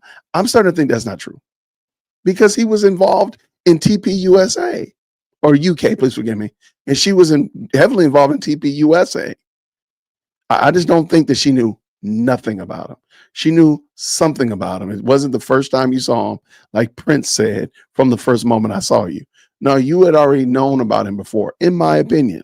But I do want to also say thank you so much, the 3216 right here. Pauline and her reasoned with them from the scriptures, and it proved it was necessary that Christ should have suffered and raised, and that's Acts 17. Paul's playbook of scripture, logic, resurrection, evidence. Candace's playbook, vibes, trust me, bro. And I agree with you 1,000%. Thank you so very much for the very kind $10 super. And I agree with you. Candace just has a very interesting approach to life. And I still haven't heard this gospel plea yet. So we're going to get her back in here. Shout out. That's the end of our commercial break. Let's go. my security. It's like there's nothing the world can do that's going to impact this, right? So that there's constantly this threat when you're on your own that we can pull this and your life will be over, your life will be canceled. When your family, when your home is in order, you have everything. You feel safe. Yeah, the you foundation of have everything. life. That means there's nothing that can happen that you can take from me Yep. because we have everything. Amen. And I pray that goes only stronger and it builds. And your bloodline gets stronger. And there's just a bunch of OCs just running around, just screaming at people, be like, you're a liar. And so how does he? Quick, Oh yeah. I don't know if this is supporting. I think they're a sponsor because they've got some Celsius, but I'm going to try it. So if you are a sponsor and it's bad, unfortunately, I always tell the truth. Let's go. Let's go. It This goes could from be that to like really a different bad. question. Right, You yeah. just got right. If this randomly gets cut, it's because I didn't like it. so funny. What's the flavor? Tropical vibe. Tropical vibe. So it's like a pineapple. And it's an energy thing. It's going to get you going for the gym. Oh, okay. Yeah. A lot of vitamins. This is actually good. Let's go! I'll admit, yeah, it's actually good. Yeah. Yeah, right? Okay, They're so it gives yummy. you energy. So this is a better solution than Red Bull. Oh, dude. I gotta stop with Red Bull. I don't drink it a lot. Do you drink the yellow one? But when I was pregnant with my son, I drank a lot of Red Bull. It was No, you weird. didn't. You I did? No, you didn't. But the kid's hyper. Yeah, no shit. Yeah, because that's what you had the most. Just randomly, he's gonna be like, yeah. Anyway. I'm like, Wait, that's actually crazy. Wait, that is actually really wild Yeah. when you think about it. The fact that you drank a lot of Red Bull and he's super hyper, because usually women, when they're pregnant, whatever they eat the most, that ends up being the kid's like favorite food. They're all hyper. that's so funny. They're all hyper. Doesn't matter what Celsius you went eat. from like watching her like it to talking about Red Bull. They're like, bro, come on, what the fuck? Oh, I'm so sorry, but like, yeah, no, I don't want to drink. I didn't want to drink this. So this Replace is a great. that That's what I'm with- saying. there This it tastes is. better, There way you go. better. Yeah, Yeah, I'm sorry. I'm definitely sorry. I didn't realize he was using all that profanity in there. Way better for and you. it's definitely Nice, Red Bull's nice. obviously bad. That's you real know? right there. Yeah. She tells the truth. Yeah. Okay, cool. So now you're in mama bear mode. What's the next 5 to 10 years? Are you going to be running for office? Everyone says that. I don't want to run from office. I hate Washington, D.C. Wait, but in I want to 2021 burn Washington, D.C. to the ground. I mean, if I saw somebody that I thought was super inspiring and they wanted me to come in, I would probably do it. I loved Vivek Ramaswamy. I really did. And he is, like, when I say, if anybody can listen to me and just recognize that we will never, probably in our lifetime, have a candidate, somebody who wants to go to D.C., with his brain power. I mean, he's not just smart. Anybody can be academic and smart. Anybody can pass the test with enough studying. He is genius. He's genius. And his desire to learn, I mean, he's just built differently. Like I said this on, I think, my podcast. It's sometimes things happen in the womb and things just go really wrong, and sometimes things happen in the womb and things just go really right. Dude is a mutant. You know what I mean? No, he's like he's amazing. an X-Men. We actually just had him last week. Oh, did you? Yeah, and he said, I actually wanted to bring this up. He said that we are not as divided as the media wants us to believe. Do you agree with this? Yeah, I agree with that. Absolutely. Do you I think all these rallies are like fake? Because did Which you ever rallies? watch? Mind you, this is a conspiracy thought, but with the whole Joe Biden meetups, I saw that there were like nobody there. Yeah, nobody was ever there. Yeah, it was just, they wouldn't even announce where he was going. It was bizarre. Remember the car honking during the COVID stuff? Did you know all the cars were the same cars? They were all like Jeeps or something like that. I forgot, didn't but they even were all see the that. same brand. Yeah. Yeah, I mean, obviously, sadly, Joe Biden is dead, right? I mean, he's just mentally incapacitated. Oh my God, I thought she was about to drop some shit. I'm like, girl, you are yay. You are yay right now, dog. he's dead. He's like, that's actually dead. not even him. It's a fact, yeah. But I mean, it's just like. So you're just saying the There's lights nothing- on, no one's home. Yeah. Got it. Yeah. Got it. I liked your reaction, though. You seemed very upset that you lost the president. You thought he was really dead. Bro, hold up. Oh, Don't man. make me a terrorist. I dealt with that when 9/11 happened and everybody looked at me weird. I respect every. And actually, on the Vivek episode, I said I respect him. I could always respect a man who wants to roll up his sleeve and get to work. Yeah. I can't. I think it would be dishonorable for me to be like F that guy when who the hell am I? A guy who talks on a podcast. So for me to just be like he's not. I don't think he's suitable to be running this country. I don't think that's disrespectful. That's just my point of view. If you have to walk the man off the stage, don't think he should run the country. Right. You get what I'm saying? And I don't mean that in a bad way. I just mean I would rather know that the other countries are looking at us in a very strong situation. When Donald Trump was in office, regardless how you felt about him, the other countries had their own feelings about him. They're like, we're not going to push this guy. This guy will push us right back. Right. So we need that. Right, and I think, I'm not sure if rumors are true, but I think I recently heard that Putin said he'd prefer to have Biden. Of course, if you're a country and your competition is America, wouldn't you prefer to have Biden leading that country? Because there's no fear there. How do you feel about Putin? I thought his interview was unbelievable, what Tucker did in that interview, because talk about showing us the contrast of what it looks like to have an intelligent leader. There's nobody that can not admit that Putin is extremely intelligent. Oh, yeah. And Well-rounded. And then just recognizing how much the culture has dumbed down Americans. That there were people who were like, the first hour was boring. this is how much ADHD you have, right? That you can't even listen. He started in the 8th century, Russia. I mean, that's just incredible. You know, going through every century and talking about what was happening in that region. Americans are fundamentally ignorant when it comes to history.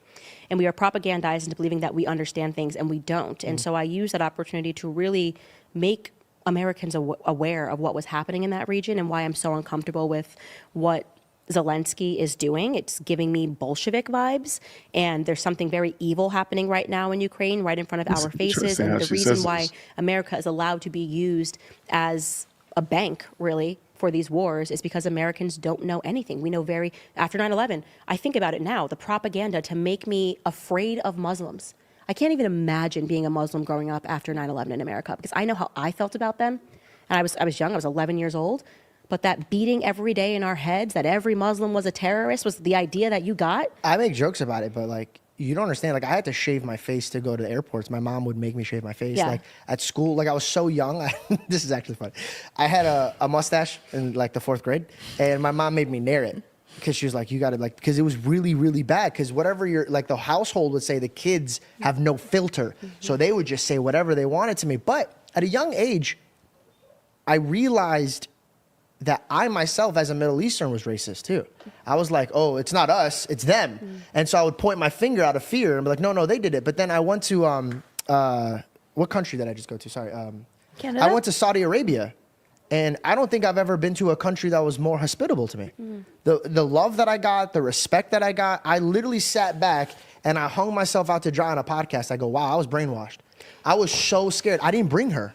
Yeah, same. And so first I want to say, just like to all Muslims growing up during that time in America, I am sorry on behalf of America I'm for sorry the way too. that you were treated. That it is so unacceptable. When I go back and I re-examine that propaganda, that brainwashing that took place in the classroom to make me scared of something, I didn't even know what a Muslim was. I remember going to the airport and someone was a Hindu and I was scared of it. I'm like, oh my God, they're gonna make him take this off of his head, blah, blah.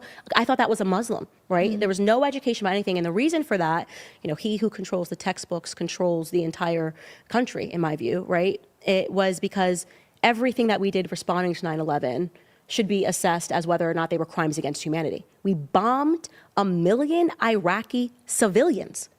We killed 1 million Iraqi civilians. What were we doing in Iraq? The I never Saudis were on the plane. understood that, yeah. They just said there's weapons of mass destruction, and then they never found them. But in the process, they killed 1 million Iraqi civilians, right? And it made us think it's okay to just keep bombing Muslims. That was the purpose, to me, of that educational propaganda and brainwashing, is that we feel nothing for Muslims if they die. And that's so wrong. As a Christian, it bothers me. As a Christian, it bothers me that I allowed the school system to inform my perspectives, to not care about human beings. Yeah. Okay, so she called herself a Christian.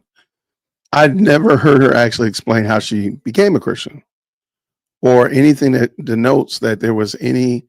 Okay, let me stop. There was that's so powerful. That I just want to take a second to say I absolutely agree with you. That is very powerful.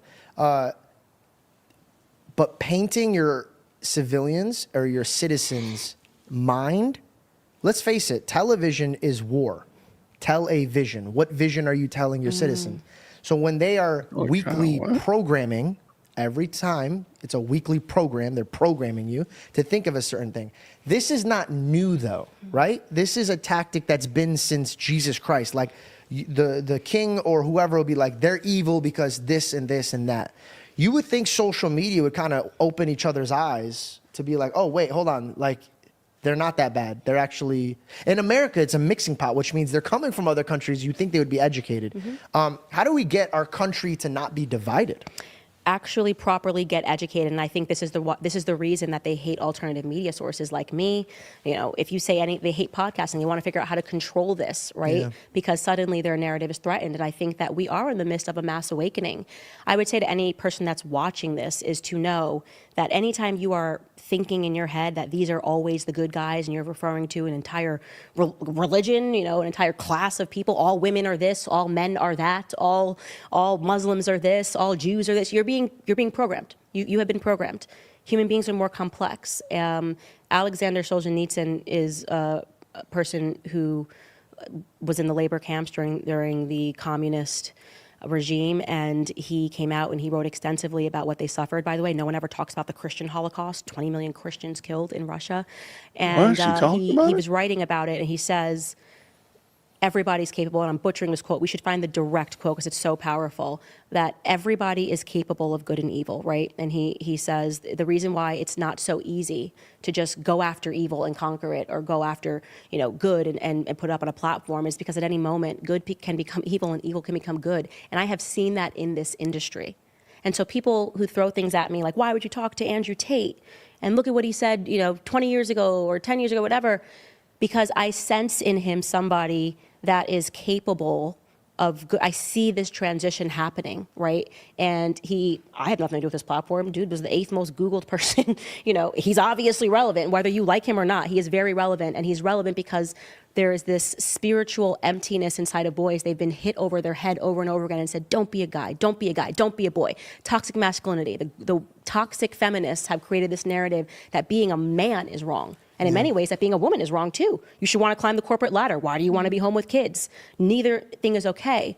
And so when Andrew Tate, I understand it. When Andrew Tate got up and was like, no, you can be a man, F her, do this, blah, blah, blah, blah. These girls are all hoes. They responded, right? Right. Like, goodness, finally we can hear something else outside of this conditioning that we're hearing that men are awful and backwards the entire time.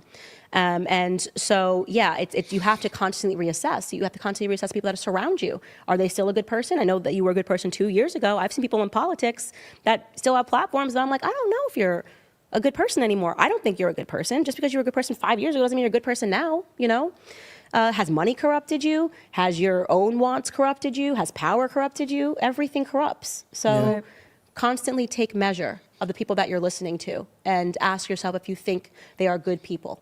And again, I might be beating a drum, beating a dead horse, whatever of that nature. But why was the gospel not given to Andrew Tate? Like, I believe that Andrew Tate could be a good person if the gospel was brought to bear on his heart and the Holy Spirit transformed his heart.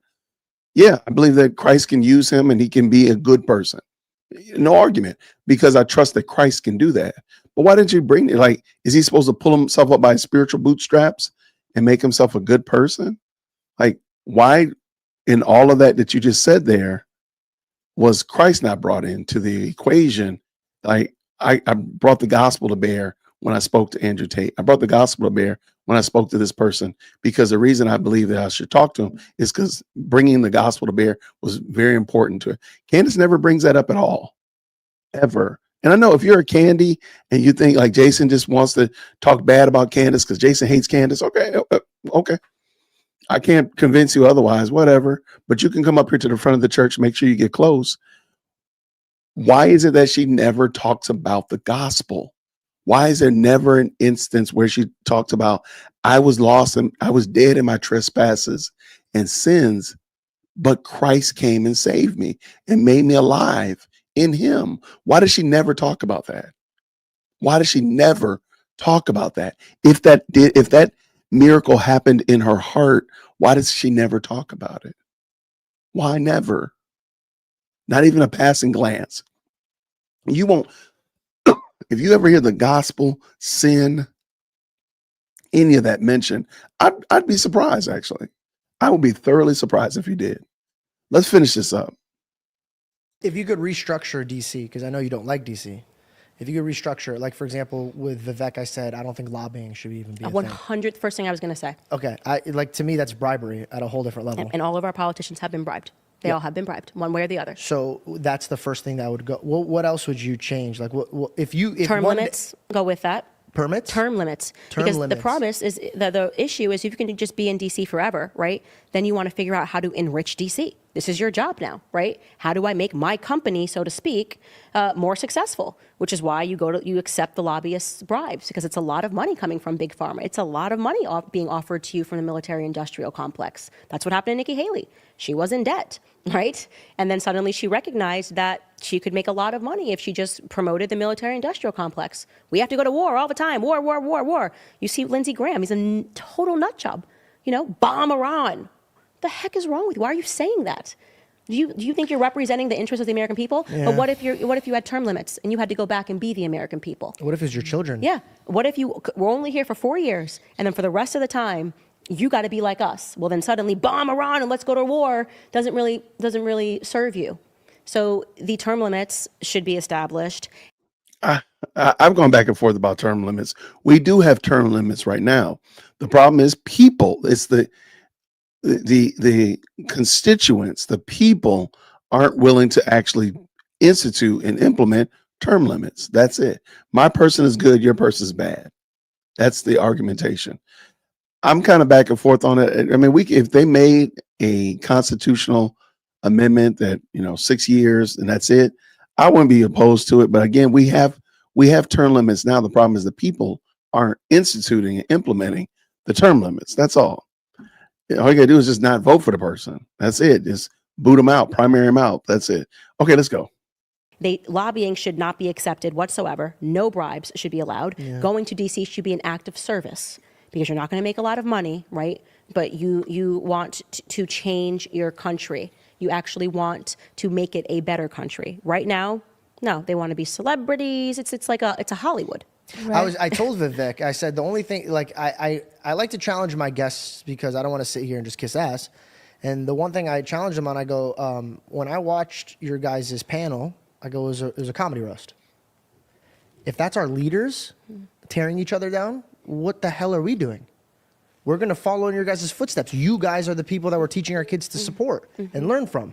I also think they should have to pass a civics test because there's a lot of really not smart people that are in DC. I don't think they even know how their government works. They just get a platform because they're saying what people want to hear. It doesn't even make sense to me. I mean, this was something that Vivek was talking about on the road, was saying that every single person should have to pass a civics test to even vote. And that was considered very controversial. And it's like, wow, that's how dumb we've gotten. I mean, go back and read the letters that were written from 17-year-olds that were fighting in the Civil War to their moms. Geniuses. They sounded like poets. Yeah. And geniuses. No schooling, no university. Now read anything that's written by somebody who's allegedly a journalist. I was reading today the Rolling Stone cover issue because I was covering it on my show. It's like Kristen Stewart. The first sentence is such an insult to just the English language. It's just an assault on the English language. How are you able to write for a magazine? How did you get this job, right?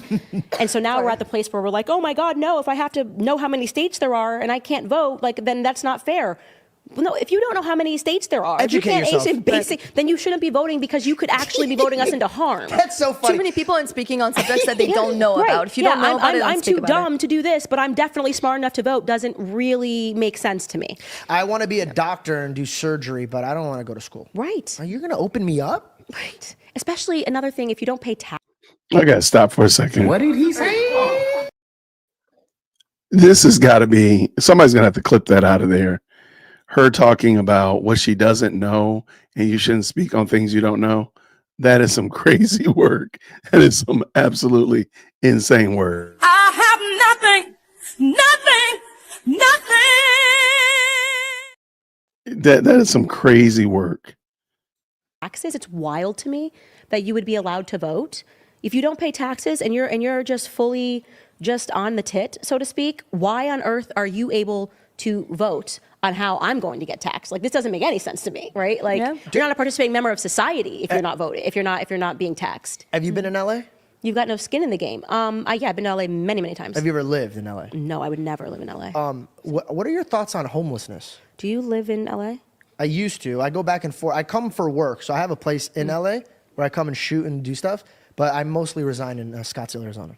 My thoughts on homelessness is that people are really uneducated. They believe this narrative that a homeless person is just somebody that's down on their luck and just needs a place to stay. Yeah. The overwhelming majority of them are drug addicts, and they had places to stay and ruined their entire lives because if you gave them $200, told them to go feed themselves, they would go to the corner and they would buy crack. These people are extremely dangerous, right?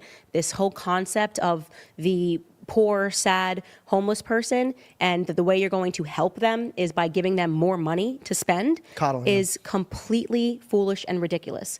Like, again, we need to tell the truth about why we have these people that are on the streets. They're getting free stuff. There's Very. no, and they don't care. iPhones. They're happy to live on the streets. They tell you they this. got iPhones. They can do their drugs for free. You've now got clinics where they can shoot up for free. Their life is great. Yep. You know, for them, this is the Daddy Warbuck lifestyle. Yeah, dude. And then you're told, oh, we just need more money to fix the issue and to give them more money. And The money doesn't go to them. no. And a lot of people would be like, that's not very Christ-like of you. No. It is. It's a sin to walk that type of life.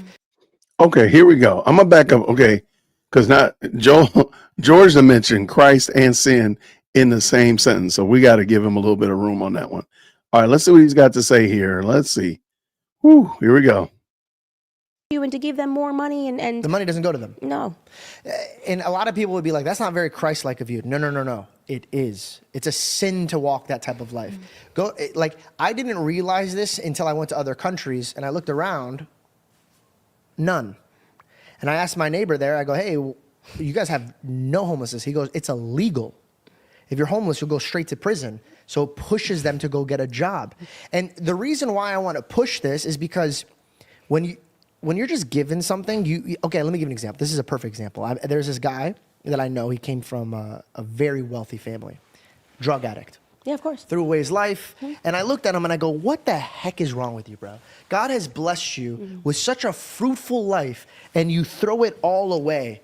And he says, you'll never understand what it feels like to never need to work for anything. I actually fully subscribe to rich kid probs. They're real. They're real. They're real. I feel bad for rich kids It's because I'm like, wow, like I get that. Like you never had to Work for something. learn. You never had to work. And it's something that I am so conscious of with my children because I'm from the school of hard knocks. I had nothing. I had no money. I had over six figures in debt just trying to get to university because I felt the peer pressure to go, which is a joke.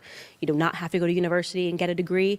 That is just already putting you into the banking system because you start your life already owing money and in debt. That's another evil in our society. But I think about this all the time, that they are, in a sense, handicapped by their own parents. I was friends with a girl and I had to bust my butt. I mean, I've had a job since I was 14 years old. I've never not had a job, and I have slept in my car. I've had $9 in my bank account. I remember crying on the phone with Sally Mae when they wouldn't stop calling me over student loans. And they were like, they just call back to back, it's totally mentally, they're just in you. Yeah. And they're just like, you're going to default on the loan. You're going to have low credit score. You're not going to be able to live. We're going to take your first kid. And I just remember being on the phone, talking to someone being like, what? I literally have $9 in my bank account. What would you like me to do? Yeah. Right? And I thank God for those moments, especially in the retrospect. In fact, thanking God in the retrospect is why I never doubt him now when I'm suffering, Amen. no matter what's going through, is because the lesson of my life, when I was a liberal and I fell away from the faith and I was embarrassed about my grandfather's and my grandmother's faithfulness, and I fell into the world and worldliness and the secular habits, I was miserable and I was angry at God. I was like, why me? Why couldn't I come from a rich family? Why couldn't I, have money? Why can't you make things easy? It turns you into a little Marxist, right? And then when I started going back to from where I started, what my grandfather's lessons were, what actually wealth is, because it isn't money, It's family, it's security, it's clear thinking. There were so many blessings in my life. And now I realize, oh my gosh, it sounds ridiculous to say this. God's a genius, right? It sounds so ridiculous and patronizing to say God is a genius. But every single place that he put me, every bit of suffering, now when I speak on authority, You right? praise it. Yeah, I'm like, you are just so smart, God. You're a genius. Oh, I hate to say it's so patronizing to you, but you know it, And now when I can't make sense of things that are happening, when I'm like, why is this happening to me? Mosque shootings, types of I'm like, I don't know what you're doing, God, but I know that you have me. Mm-hmm. I know that you're not putting me through the suffering. I will understand your perfect design and your plan later on. Yep. And I don't doubt mindset. him. I don't doubt him anymore. Mindset. I also want to note with that, because you could be very, very rich or very, very poor. Your God doesn't look at dirt and question your surroundings, okay? Whatever you're thinking is valuable to him was created by dust. So to him, it's literally dust. Where you're at in your life, if you're uncomfortable, if you're mad, if you're upset, listen to what you're asking God for and realize that he's putting you through what you're praying for.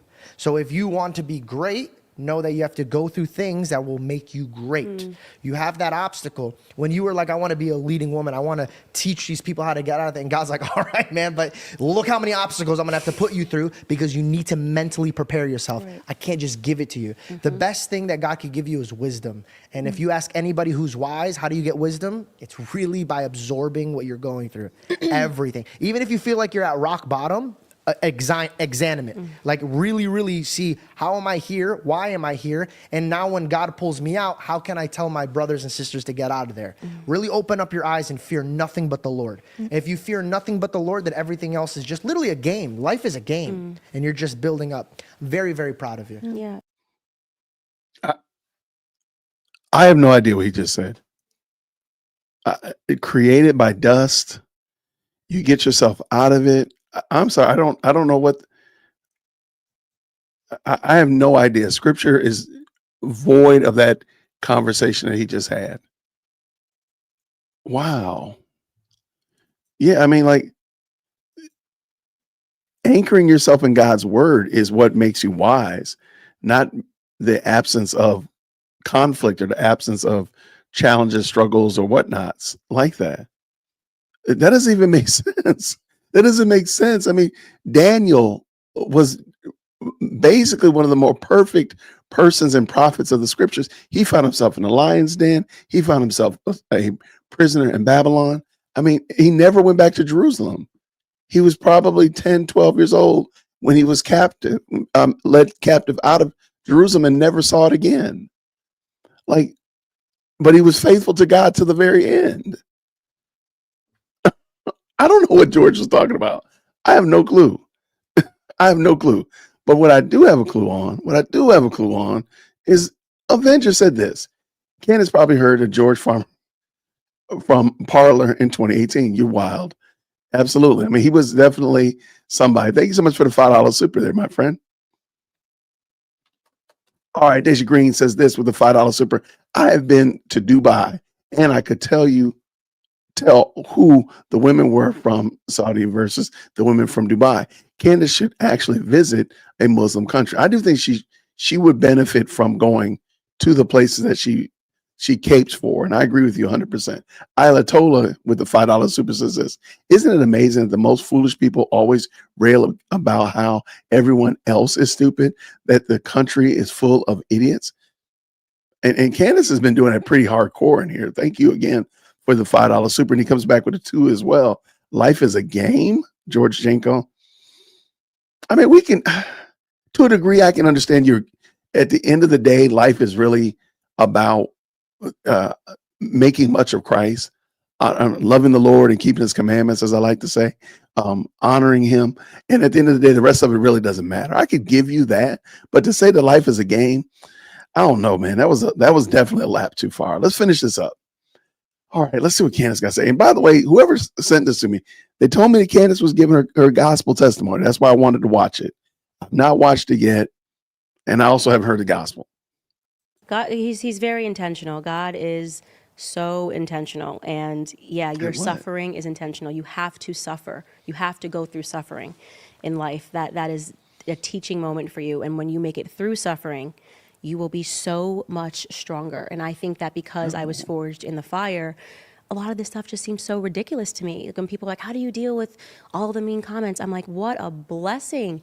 My grandfather had to get up when he was five years old and lay tobacco to dry on a sharecropping farm. I'm his granddaughter, and I got to deal with mean tweets on the internet. I'm spoiled. Spoiled. They're misspelled too. I'm like, oh my gosh. Oh, my life is so hard. I'm like, everyone's like, how are you so happy? I'm like, because my life is wonderful. That's the pain I have to go through is an optional mean tweet. I don't have to be on Twitter. You know what I mean? Right. Who cares? Dude, you fix your focus. Your perspective is perfect. This is not an understanding. Again, like I'm saying, I'm not trying to just pick on her because, somebody's going to get in the comment section. So go ahead and thumb yourself away. Just make sure you hit the like button. That I don't like Candace. I'm trying to tear Candace down. No, I want to see Candace bring the gospel to bear because I want to see something. I want to know that I'm wrong about what I've seen because I've watched a lot of Candace. I'm not going to lie. I watch far more than you probably care to, and I'm taking one for the team. I've never heard her bring up the gospel. I've never heard it ever. That's wild work, y'all. That's wild work. So this is this is interesting to see. So that's the reason I'm watching. Somebody told me, hey, she talks about the gospel here. Okay, I gotta see it. Perfect. How do you get somebody to have your perspective, right? Because they could be in the trenches, but if you have your perspective right, it's paradise. How would you, okay, perfect question. Your children are now being raised by their surrounding. You're older. What's your advice to is it a boy or girl, if you don't mind me asking? My children? Yeah, I have 3, 2 boys and a girl. So is the new one a girl? Boy. A boy. Boy, girl, boy. Congratulations. by the way. Thank you. Congratulations. The boy is about to turn 18. The world is telling him it's wrong to be a man. But you're teaching him. If you had to tell that young man, this is what you need to gear yourself for the war of life, what would you gear him with? That's actually a question that I get often when I'm on college campuses, and I tell Okay, here it comes. Come on, here it comes. Here comes the gospel. Y'all just type the gospel in. I know she's going to talk about the gospel. She's going to give us the gospel, man. It's going to be good, good, good, good. Like I'm telling that young man to get that gospel. Yeah, she's just going to flood us with gospel truth. I cannot wait. I can't wait. This is going to be great. All right, here it comes. Whew, been waiting the whole night. Let's go. them exactly what I just said is, when people tell me they're going through something hard, I always ask them, what did your granddad do? What did your granddad do for a living? What did his father do for a living? And to hear them talk about, to realize what the time of men, because that's what it was. It was the time of men. Men had to be men. And someone will say, oh, he fought in World War II, whatever it is. And I just try to change their perspective, right? Your life is great. Your life is, my goodness, the technology. Even when I think about little things, the convenience of technology, but even with raising kids, how unbelievably spoiled we all are, right? The problem is people aren't given that perspective. They actually think that their suffering is true suffering or true hardship. And what's amazing is that the people that lived through what I would say was true suffering and true hardship don't have that perspective. They don't complain. No, they never complain. Because they don't play victim, they play victor. Right. So the problem is that actually is a direct quote from me that was taken from Turning Point. Really? Yeah, I swear. Wait, what I just said? Damn, Belle. My mom says, my yeah. mom has said that. No, I swear to you, my mom has said that my whole life because my mom's had an absolute wild life, and we had our own tribulations when I was younger, and she'd always look at me and she's like, in life, so you could either be a victim or you could be a victor. You choose what you want to be. Wow, I love that. And that's because nothing is original under the sun. Of course, your mom, yeah. But I think that's amazing. Okay. Candace was trying her best to take ownership of that quote. She was trying. She said, I made that quote a TPUSA. I made that quote. And then that girl said, my mom's been saying it my entire life.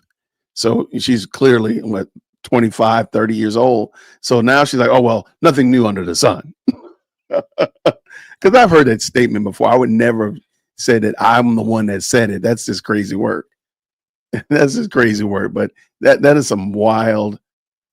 I'm waiting for the gospel, y'all, because granddad is getting a lot of shout out. Shout out to her granddad and the tobacco sharecropper, but I have not to hear the gospel yet. How dare you steal from her mother? No way, I know. We're going to let her mom mint that. Yeah, but that is the right perspective to have. And it's actually the best thing to teach them is you're just not a victim. You have it so easy compared to how this person had it. And that's why it's so important. And this is what the reason why the children of rich people tend to become Marxists and is because they want to rinse themselves of the guilt of their wealth. It's because they had no suffering. They don't know about how their parents made that wealth. They don't know about where it came from. It's too easy, right? They don't know that when you go back, somebody suffered for that. You know what I mean? Somebody was suffering to create that.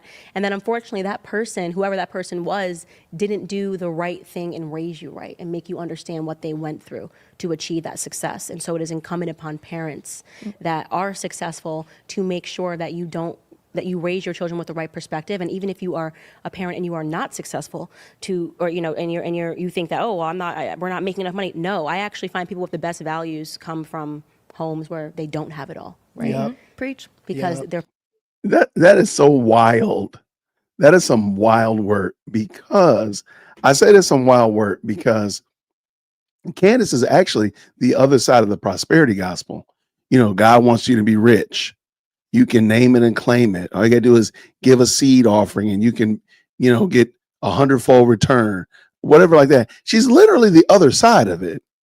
If you're suffering, oh, you can get better. This doesn't apply. You could not teach what Candace just said there. You couldn't do that in a third world country where everybody's impoverished. That wouldn't work.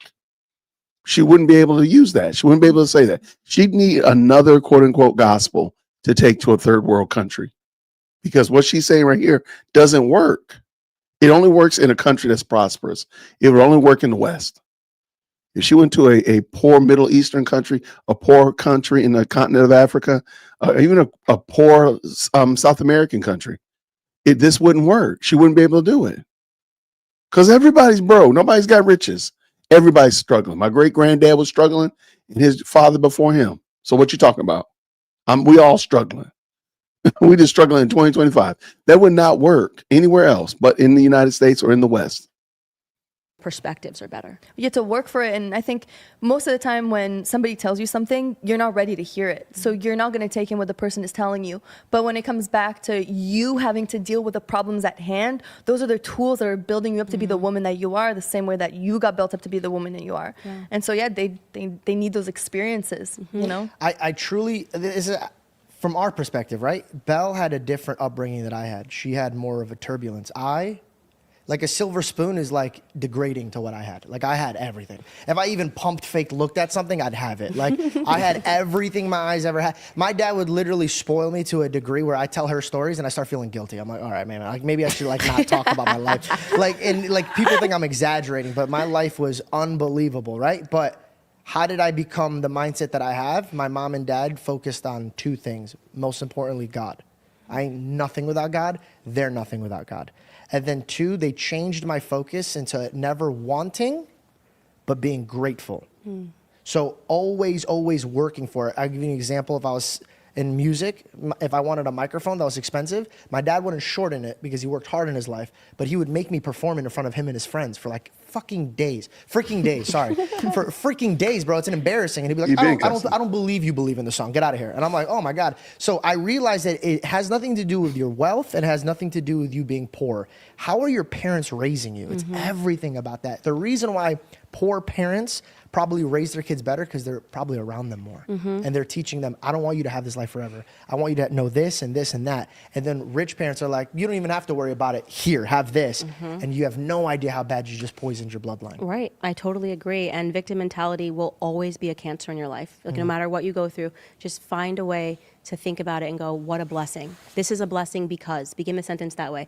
This is actually a blessing because, I recently had a thing and I was like, this is a blessing because da-da-da-da. And I'm good about it. And everyone's, oh, I'm so sorry. I'm like, don't be sorry. It's cool. It's cool. Like, this is actually great because of this. And you will see how much it changes you as a person. It changes how people respond around you. People love to be a victim. I don't get it. It's weird. The trauma dumping on the internet. And yeah, it works. People cry on the internet. They're oversharing about things of their life. I was just diagnosed with a bad pinky, whatever. And then they're, oh, I'm so sorry. I'm so sorry. I'm so sorry. And I am so sorry for those people. I am so sorry. This is what you have to resort to for attention. I am so sorry that your life is so void, right? That you don't realize that you are tremendously blessed in every single way. And that the message that we should be sharing with people is that no matter what suffering you believe that you are going through, it is without a question a gift that has been hand-picked for you by God. Like he is at the gift shop in heaven and he's like, let me get this gift. I know it's wrapped up in a curse. You're like, oh my God, how do you do this? But let me tell you something. It's a gift. Right. And I've said this before, suffering is the big, great equalizer, whether you are, no matter where you are, no matter what your station in life is, suffering is the great equalizer. It brings everybody to a place of equilibrium at the foot of the cross. Everybody can come to the foot of the cross through the road of suffering. Some people come in fast and furious. Some people dig in their way to it, but suffering does it. Candace, what is suffering? Like the gift shop of heaven? Again, like what is this? I have no idea what she's referring to. I'm sorry. I just don't get it. Not even a little bit.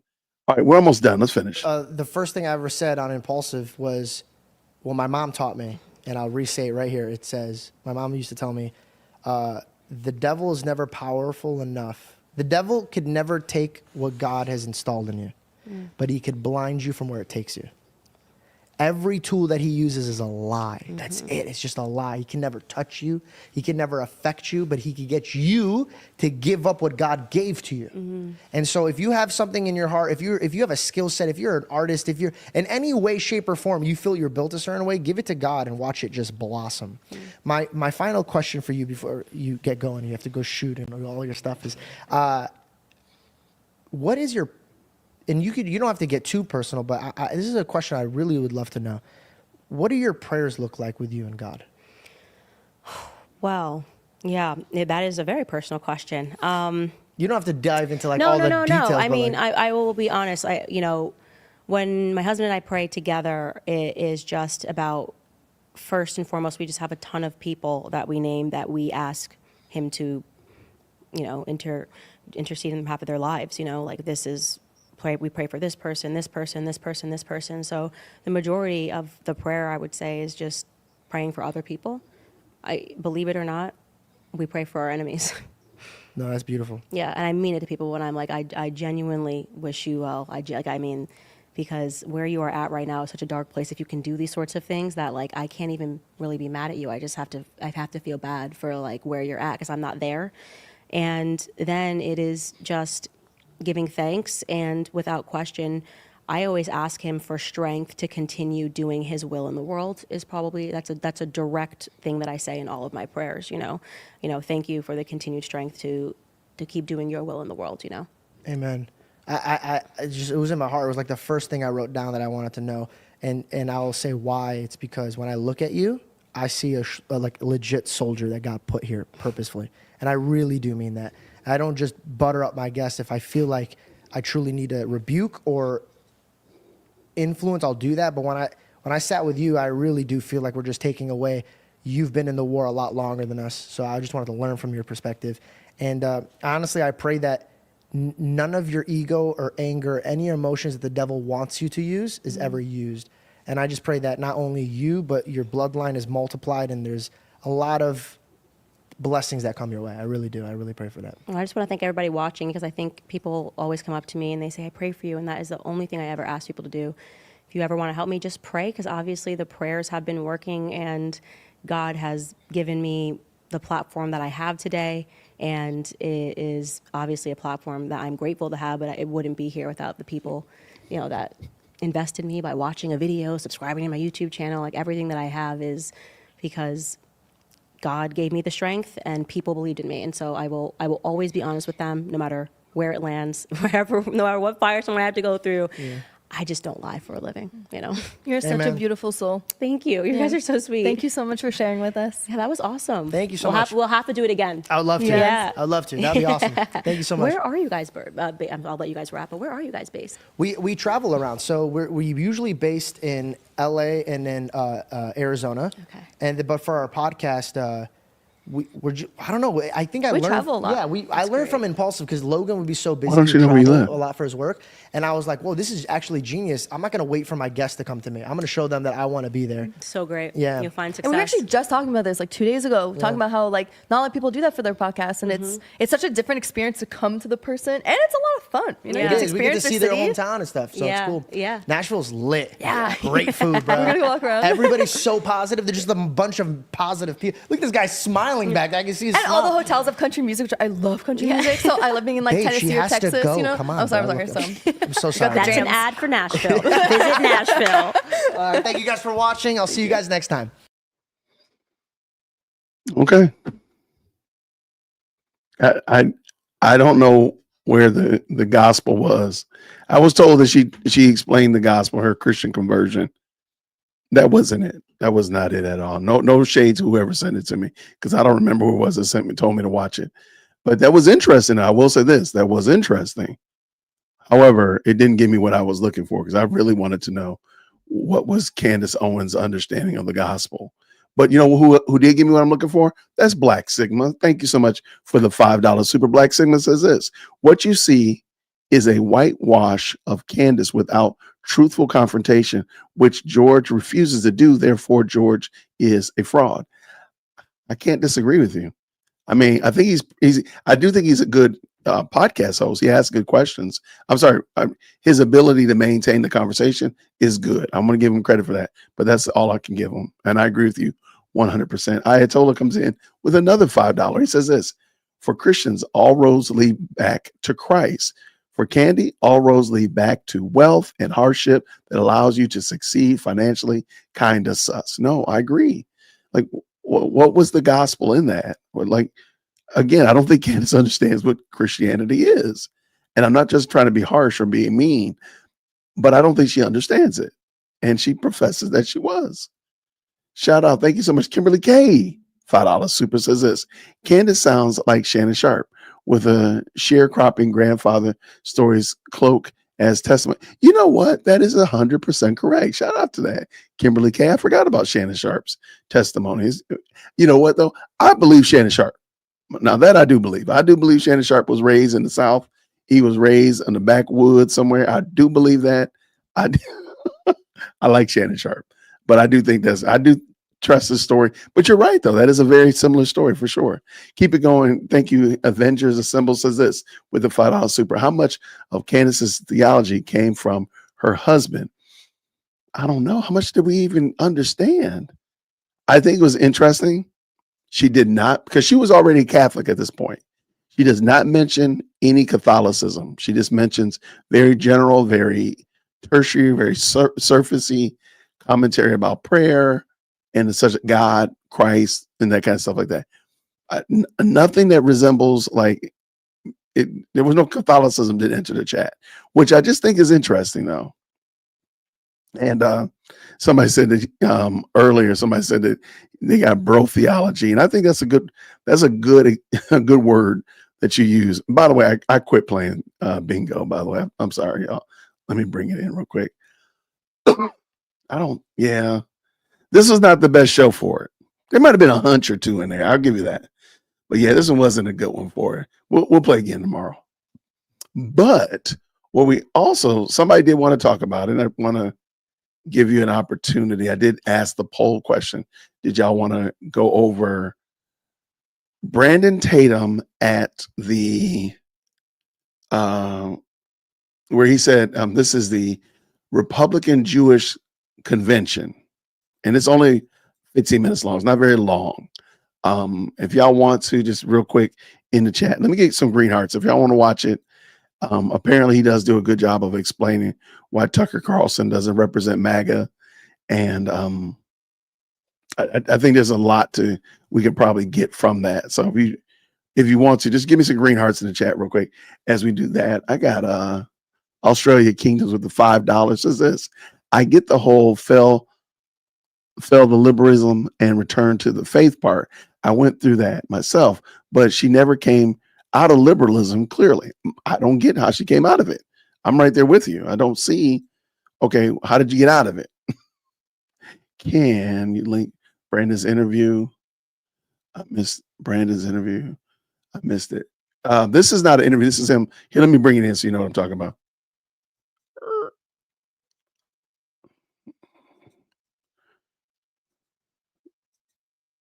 All right. So this is the. Let me grab the link and I'll drop it in the chat too, just so we can have it. All right. So this is Tucker Carlson is not MAGA. And this is the Officer Brandon Tatum at the Republican Jewish Convention. I don't know when this was. Let me see when this was. This is probably, it was just a day ago, like literally Friday or Thursday.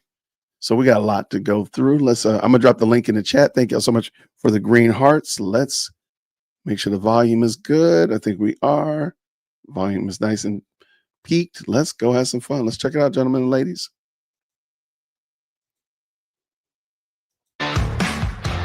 Green hearts and chalky here. This afternoon? Boy, I tell you, y'all have no idea how grateful I am and how excited I am to be in a room full of sane people.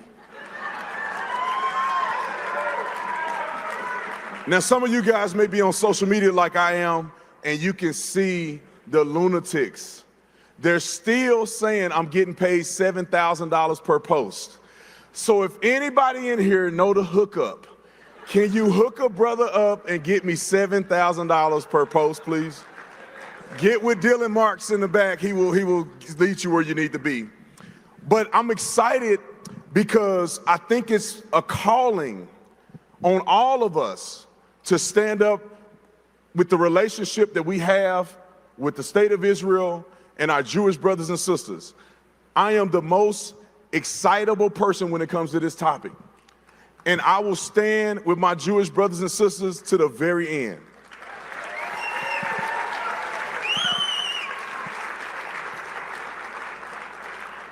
And one of the reasons that I have this fervor and this excitement is because I actually read my Bible. I know what God has said. I know what the principles of God mean to people like me as a Christian. And we have to stand by those principles to the very end. And I'm gonna say this, because I know a lot of you guys in here are bold and courageous, but this is the time to be more bold than ever before. Anti-Semitism in America is out of control. And it's no longer a time where you can sit back and watch others perform and watch others stand up for what's right. You have to get off of your butt, get online or wherever you need to get and stand up for what's real and what's true. And let me say this, I will never capitulate, I will never give credence to foolish people who are anti-Semitic, who are racist, people who hate America. I will never support them. I don't care how long you've been podcasting. I don't care how many followers you got. I don't care how much money you got. When you platform somebody, bring somebody on your show and let them just dog out Jewish people, let them just dog out and say they support Stalin, I would never support you.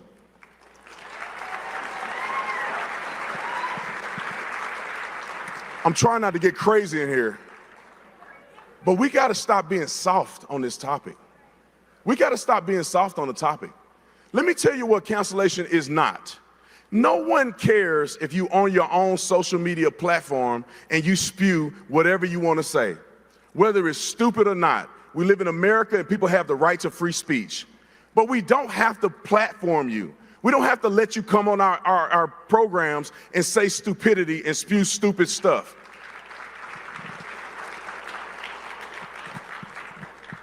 And for too long, I'm seeing it go on and on and on and on. I see somebody with a sign that said, Tucker is not MAGA.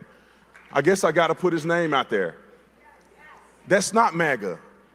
When you're on your platform and people are acting as if Sharia law is better than what we have here in America and the laws that are given to us by God through faith, you're a silly person.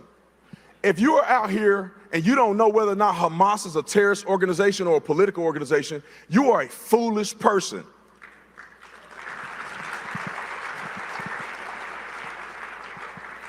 And since I'm already name dropping, everybody saw that interview.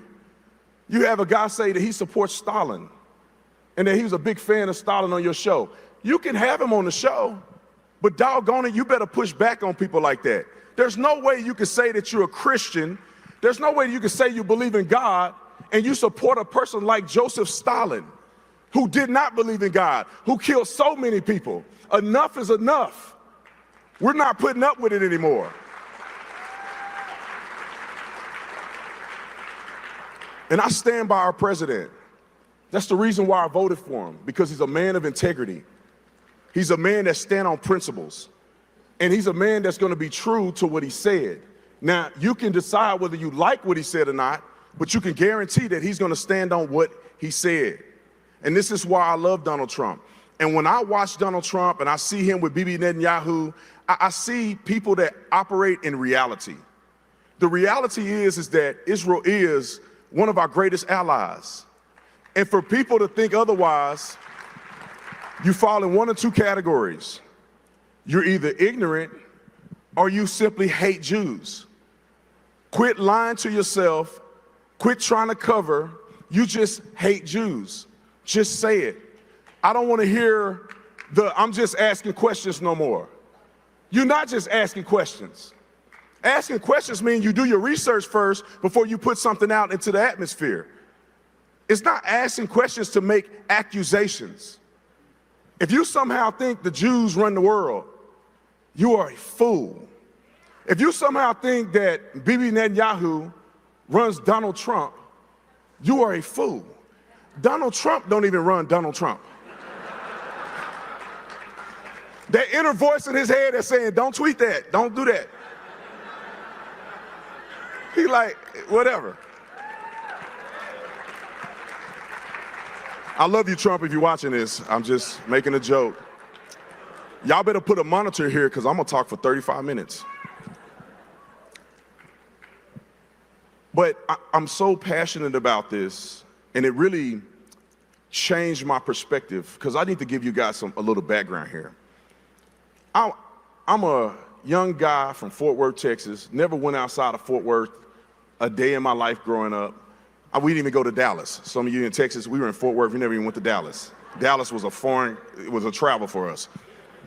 And then I got older, went to the University of Arizona, but I had never left the United States of America. I was ignorant. I'm gonna be embarrassed to say this, but don't judge me, okay? God still loves me, okay? When I was asked, I wasn't really asked, it was Pastor Alan Jackson was going to Israel, and I had never been out of the country, and I said, of course I would love to go with you. I would love to go where Jesus was and all the great things that as Christians we love about Israel. And so when I decided to go, I didn't know anything really about Israel. I used to think that Israel was like a third world country. I'm not gonna lie, I thought it was like Afghanistan and all these other places. I'm telling the truth, can I be honest? I get on the plane, we land, and I'm blown away. I'm like, oh my God, look at these freeways, look at this innovation. It's clean, it's peaceful. We went all the way up from Tiberias, all the way down to the Dead Sea. I mean, it blew my mind. And that's not even adding into the connection with all of the things that the Bible had prophesied about that you could see in the flesh right there in Israel. And we were on the Sea of Galilee, the Mount of Beatitudes, all the Christian sites. Because as a Christian, that means so much to me. And when I left, I remember thinking, man, I love this place. I love the energy in this place. I see why in America we partner with a democracy like Israel. And it changed me. And therefore, after that, I'm like, man, I'm the biggest fan of Israel. Then I started doing research and I started realizing our true connection is beyond just the religious connection, the Judeo-Christian values, beyond that. The connection that we have geopolitically, the connection that we have when we share intelligence and all of the great things that all of y'all in here already know. Somehow these people are just losing their mind and they forget about these things. But all of those things and all of the connections make me love Israel. And then October the 7th happened. And I was so upset because good, innocent people were killed. I've interviewed since people who were hostage or who were held hostage for 490 days. People in the IDF. And I don't want to relive this for you, but it was a moment that made me so upset and angry because I can see I have a very similar feeling that if that happened to America, how would I feel? And the first thing that came out of my mouth, and y'all keep praying for me, I said, I want them to turn that place into a parking lot. I gotta preface it, because somebody gonna clip this and put it on the internet. Not because of the Palestinian people per se, individual people, but because if you dare to do such an atrocity to people that I love, people that I respect, people that are chosen by God, you decide to do something like that, you should never have an opportunity to do it again. And it should be an example to everybody in the world that if you ever think about trying something like this, your country will cease to exist. Boy, if I was the prime minister, ooh, it's 48 hours. Give me 48 hours. And so it enraged me. And then I said my statement. I thought that most people in America were thinkers and had common sense. Well, shockingly enough, I was wrong, because after I said it, we see all this anti-Semitism popping up. We see mindless people on campus wasting hundreds of thousands of dollars getting no real education, and they're out here talking about from the river to the sea and don't even know which river it is. You got people out here saying death to Jewish people and gays for Palestine. I said, I swear, I'll pay for your ticket. I'll fly you business class. I'll get you transportation, but I'm not getting you transportation back because you ain't coming back. We'll get you there since you want to be gays for Palestine, whatever that's supposed to mean. Ignorant folk in America with no common sense. And I'm gonna be quick because my time is running out. And then I saw the propaganda online where you see them, the buildings blowing up, and you got people running around. But for some reason, the camera always know where the building is at before it gets blown up. And I said, I'm not the smartest person in the room, but how does a cameraman know that the building is gonna blow up, but nobody else know? That to me, ladies and gentlemen, is propaganda. And you see kids with dirt on their face, and then you see a kid laughing in the background on the side. You see one guy that somehow he's fathering 15 families in tragedy, wearing different clothes, different family and kids. What kind of man is this? Ain't no way in the world that man is in that many tragedies. And they have been able to convince willfully ignorant folk in the West to believe that a terrorist organization is reasonable enough to give you the right numbers, to share clips that are reasonable and fair. It's asinine to me. And I went off on my social media, and I've been going off ever since, because I will not stand for this bull crap.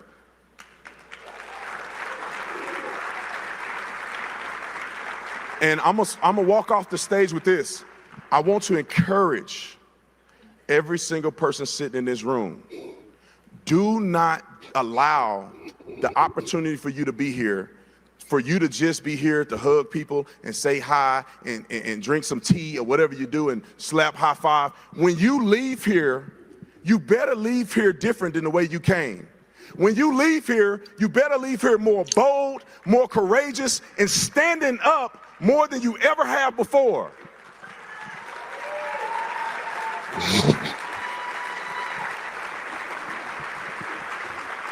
And in the spirit of my good friend Charlie Kirk, one of the boldest young men to ever do this. And I know many of you in here love Charlie. Many of you in here miss Charlie.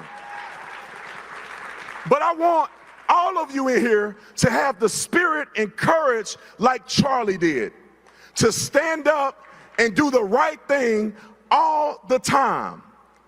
And I want to finish it like this. God bless you. I love you too. God bless you. God bless Israel. God bless all my Jewish brothers and sisters out here. God bless America. And y'all keep fighting a good fight. All right. So that was Brandon Tatum. I don't think that was bad. I don't think I need it. I know that sounds bad, but I don't think I needed it. I don't think that was necessary. I mean, we already knew where he stood with Israel. I don't think they needed him to come and speak there. Yeah, I don't know. I don't know if it was necessary. I just saw it and I just wanted to pop in with it and give him an opportunity. You know, I respect Brandon Tatum on a lot of the things that he does. A lot of you all called out the fact that he's a oneness Pentecostal, a modalist, and you're correct. He does not believe in the Trinity. So I don't see him as a Christian brother. I see him as a, a brother in skin, but that's about it.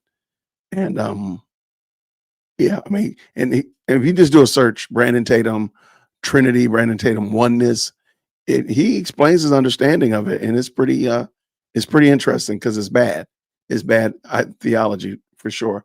But Mika, thank you so much for the $7.99 in Australian. She says, bless you for your voice. Love an Australian Jewish mom of 3. Well, thank you so much for being here. I appreciate having you. Thank you so much for not only for the super, but for being a part of the best live chat on the internet. Thank you so much. Let's see. Wait, did I see something?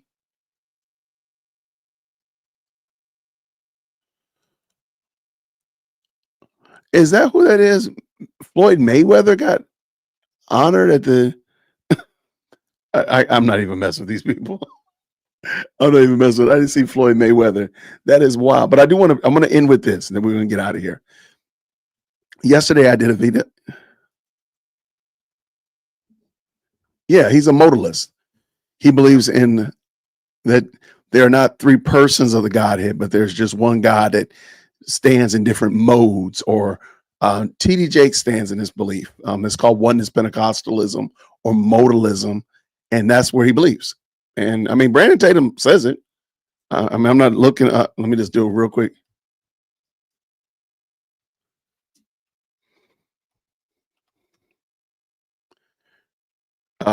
Yeah, there's tons of them. If you just do Brandon Tatum Trinity, what do you mean? Did tons of videos on him. Corey Miner's done tons of videos on him. Yeah, I mean, he does not believe in the Trinity. Ruslan has called him out. Yeah, there's tons of them. My friend Chris Roseborough from Fighting for the Faith did a video on him. I mean, there's tons of them. So yeah, he's a oneness Pentecostal, just like Geno Jennings. Yep, just like Geno. Yeah, so again, according to skin folk, you know what? I can give Brandon Tatum a little bit of wiggle room because I think he's doing a good job as a commentator, as a podcaster. As a Christian, no, because he's not a Christian, because he doesn't believe in the Trinity. So he has a different Christ by default. So you have a different Jesus. You have a Jose. You have a Jesus, but you don't have Jesus. I mean, it's just something different. I mean, and he'll argue it, but he's wrong. That's the only way to say it. He's just wrong. But real quick, I do want to bring in. Yesterday, I did a video talking about, do we unify with everybody? Do we unify with everybody? And I'm gonna have to say something that maybe the audience might not like. So this is gonna probably offend a lot of people. I think Turning Point USA is making a lot of bad decisions. And not just bad decisions as it relates to not answering Candace. I think they're doing the right thing by not answering Candace. I think they're making a lot of bad decisions. Some really bad decisions. And what I mean by that is the idea of Turning Point having Tucker Carlson be affiliated with them is not a good thing. It's not. Turning Point should not broaden the tent more without, first of all, solidifying. I mean, you had an earthquake happen. A heavy earthquake happened at TPUSA. I think stuff is still shaking, stuff is still falling. While that's happening, I don't think you should make major shifts and changes like bringing Tucker Carlson on. I think that was a bad idea. I think having Tucker Carlson related to and being affiliated with TPUSA while they're still trying to get their feet under them. It's only been 7 weeks since Charlie Kirk was assassinated. TPUSA should not have brought Tucker Carlson on, because the next minute, what was it, within the week, Tucker Carlson brings Nick Fuentes on his show for a struggle session, a little patty cake session, which is pretty gross because you almost saw TPUSA gave, for lack of a better term, gave the thumbs up to Tucker Carlson. Then he goes onto his channel and brings Nick Fuentes in there. So what does that mean? What does that look like? It looks like in a roundabout way, TPUSA is okay with Nick Fuentes, which is crazy work. I think this is a very, very bad idea. I don't think they should have done this. And yes, they had Mark Driscoll. They're making a lot of bad moves, in my opinion. I think they should stop. They shouldn't broaden the tent. They shouldn't move the tent stakes out to get more people under the tent. They should stop and reassess exactly, make sure the right people, because I mean, you have new leadership now. And I do think this is going to become a problem. I do think with the onslaught of tropical storm, tropical hurricane, Candace whirling around TPUSA, and you bring in Mark Driscoll, you bring in Tucker Carlson, now tacitly bringing in Nick Fuentes. And in a minute, we're going to watch a video. They're arguing that they're actually bringing Nick Fuentes on stage at TPUSA. I hadn't heard that part. Now, that's crazy work if they did. They are, in fact, bringing Nick Fuentes on stage. And it's a wrap. TPUSA is cooked if they do that. It's a wrap. So I don't think this is a smart thing to do. And I just want to bring this in because I want to add it to the discussion we did earlier about should we unify around everything, or should there be some like stops? Like, oh no, we can't unify around that. Yeah, you're gonna have to get over that. So let me bring Dinesh D'Souza in, and he has some commentary about Tucker Carlson sitting down with Nick Fuentes, and I thought it was just meaningful. I want to give you a chance to hear what he had to say. Shout out to everybody in the best live chat on the internet. If you could, go ahead and drop green hearts in there. Let me know you can hear. I see this morning that Tucker Carlson has a very friendly, I would say almost devotional interview with none other than Mr. Nick Fuentes. Nick Fuentes, a guy with whom I have some experience myself, having debated him now, I guess a few months ago it was. And my debate with Nick came about because he was going around posing as the alpha male. No one will debate me. Ben Shapiro's scared of me. Charlie Kirk's scared of me. And I'm like, all right, well, I'm not scared of you. So let's debate the Iran strike. Let's debate Israel, radical Islam. And we had a pretty lively and spirited debate. Substantively, I have to say Nick was kind of out of his depth, but I think he knew that. He's nevertheless a glib, facile type of guy, and impressive in his own way for a 20-something. And I even told him that in the discussion. Now, after this debate, I got a very agitated series of texts from Charlie Kirk, of all people, basically saying, why did you do this? And I'm like, well, because someone needed to show him up. Someone needed to actually expose the fact that he is out of his depth. He doesn't know and has no historical sense of the topics he's talking about. And so I decided to play that role. And Charlie's like, well, you're magnifying this guy. You're giving him a platform. And then I'm quoting Charlie, he's vermin, meaning he's bad news. And of course, I recognize that Nick had said things that were deeply anti-Semitic, pro-Hitler. Some of it said half in jest, but again, half in jest. That means it's half not in jest. And so here we see this interview with Tucker and Nick, and it is actually of a very different caliber. Tucker is not challenging Nick. Tucker is doing his usual, well, I guess Debbie's going to jump at this, but he's doing his usual kind of fluffer routine, which is he has these guests, and what he's doing is he's just massaging them and building them up. And giving them a platform and kind of like heartily going along. This is what Tucker did with the nun with the mustache. He did it with so many others, and he's doing it with Nick. And so I felt obliged. I haven't done this, of course, in months. I had no intention of doing it. I'm like, hey, look, Tucker, it seems to me that you are trying to become Mr. Turning Point, right? You're the main speaker at the upcoming conference, and you are trying to sort of, in some ways, maybe even take over Turning Point. I don't know. But the Turning Point people need to know that Charlie was not on board with this kind of fluffer routine. In fact, Charlie believed that I shouldn't even debate Nick. It's not even enough to refute him, challenge him, expose him. Charlie's point is this guy is poison. He's bad news. And so I released those texts with Charlie Kirk, and it's creating a big flurry on X right now. Tons of people are weighing in on all sides. But I think mainly my reason for doing this was simply to show the Turning Point is at a turning point. They're just going to have to decide, are they going to let Tucker steal Turning Point away from Charlie? I think that's the larger issue of what is really going on here. And the Nick Fuentes thing is simply one episode that really reflects that Charlie really was not on board with any of this. Now that Charlie is gone, Tucker is sort of is pulling in a completely new direction, while pretending that this is in full continuity with what Charlie was doing. And these texts prove that that is absolutely not the case.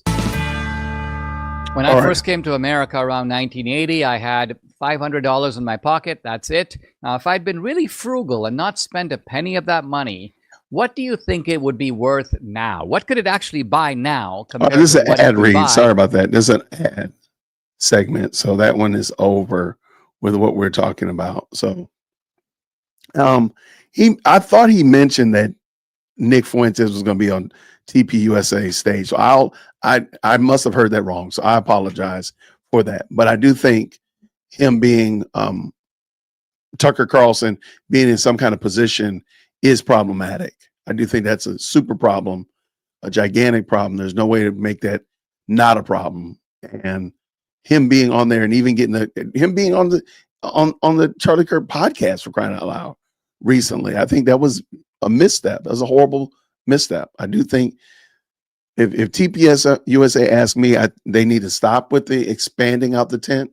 They need to cull through and say, okay, who are we actually rocking with? I mean, are you rocking with Brandon Tatum?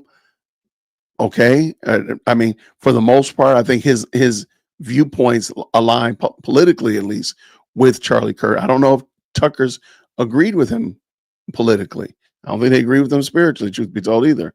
But I think they need to do a little culling of the herd before they expanding out the tent, because that's what I'm looking at them doing. In my mind, it looks like they're expanding out the tent and extending out the tent poles and not really making sure that the people that they have inside the tent, we all rock together. We're all in agreement. And you don't have to be spot on the money. You don't have to be like agree on every single thing. That's not what I'm saying. What I am saying, however, is somebody like Tucker Carlson, who has some very different viewpoints, extremely different viewpoints. The only reason Charlie Kirk worked with them is to show that he was listening to and working with people that he disagreed with. So why give him such a pivotal place once, again, like I said, 7 weeks, 8 weeks after Charlie Kirk died? Like, maybe you need to pump the brakes. Maybe you can see him this summer after y'all solidify some other things, maybe next fall, but not right now. That's just my little 2 cents. What do y'all think? Let me know what y'all think in the comments below, y'all. I really appreciate it. It's been a great night, man. This is a fun one. Thank y'all so much for everybody who jumped into the best live chat on the internet. Tomorrow is Monday. I have a session meeting tomorrow, so we might not be able to do Candace at 5 o'clock. So if y'all want, when I come back, it'll be like 9 o'clock. I might go over the Candace video at like 9 o'clock late tomorrow night. And the same thing applies on Tuesday, because Tuesday I'm doing, actually we can do the Candace video at a regular time. It's just I got a hard stop because we're doing our book review, our book discussion on Pilgrim's Progress. I want to grab it, but I don't want to fall out my chair. Anyway, it's right here next to me. We got Pilgrim's Progress Tuesday at 7 o'clock. And I'll make sure that the link is up in the community post. Just sign up so we know who all you get the link so you can jump in, because it's not going to be on YouTube like this. It'll be a private webinar, so we have a little bit more discussion about it and such like that. But it's free. You don't have to do anything like that. So anyway, what did just make sure I didn't miss anything. So, and Wednesday, Erica Kirk is supposed to be sitting down with Jesse Waters, I believe his name is, and for an interview. We'll be watching that. So we'll be doing a watch party for that on Wednesday. So hopefully you all be able to tap in. It'll be a good one. Hopefully we'll have a good conversation. And the rest of the week, we'll be doing our regular live stream, our Candace watch party, making fun of it, playing Candace bingo, all that kind of good stuff. Y'all, thank you so much. It's been a lot of fun. Last month was excellent. I'm looking forward to Thankful Thursday so we can go over all the numbers and talk about how great the last month was. And we're making headway already, making November another great one as well. So thank y'all so much for your support of the channel. Thank you to all of the supers. I appreciate y'all. It does mean a lot. Thank you so much to the moderators for keeping links going on and updates and keeping everything moving in the right direction, because I couldn't do this without y'all. So thank you so much to the members as well as just the subscribers. Thank y'all for subscribing and tapping in and just checking out what we're doing and hitting the like button, all that stuff. It goes so far. It does help out tremendously. So I don't want to minimize something as simple as hitting the like button and hitting the green hearts on your way out the door, making sure you tip your waiter. Y'all, thank you so much. It's going to be I'm looking forward to a great week with y'all. So thank you so much. Have a blessed rest of your Lord's Day. Enjoy that extra hour of sleep. Hopefully you were able to enjoy that. And I'll see you all real soon. Until then, grace and peace. Take care. Thank you so much for tuning in to another episode of the Jay Whitt Podcast. If you enjoyed today's show, please do me a favor and hit me up with that 3-piece special. Like the video, subscribe, and of course, share it with somebody who would also enjoy this type of content. And make sure you leave a comment because I do pin the best comments to the top. So thank you so much for tuning in today. And until next time, everybody, grace and peace.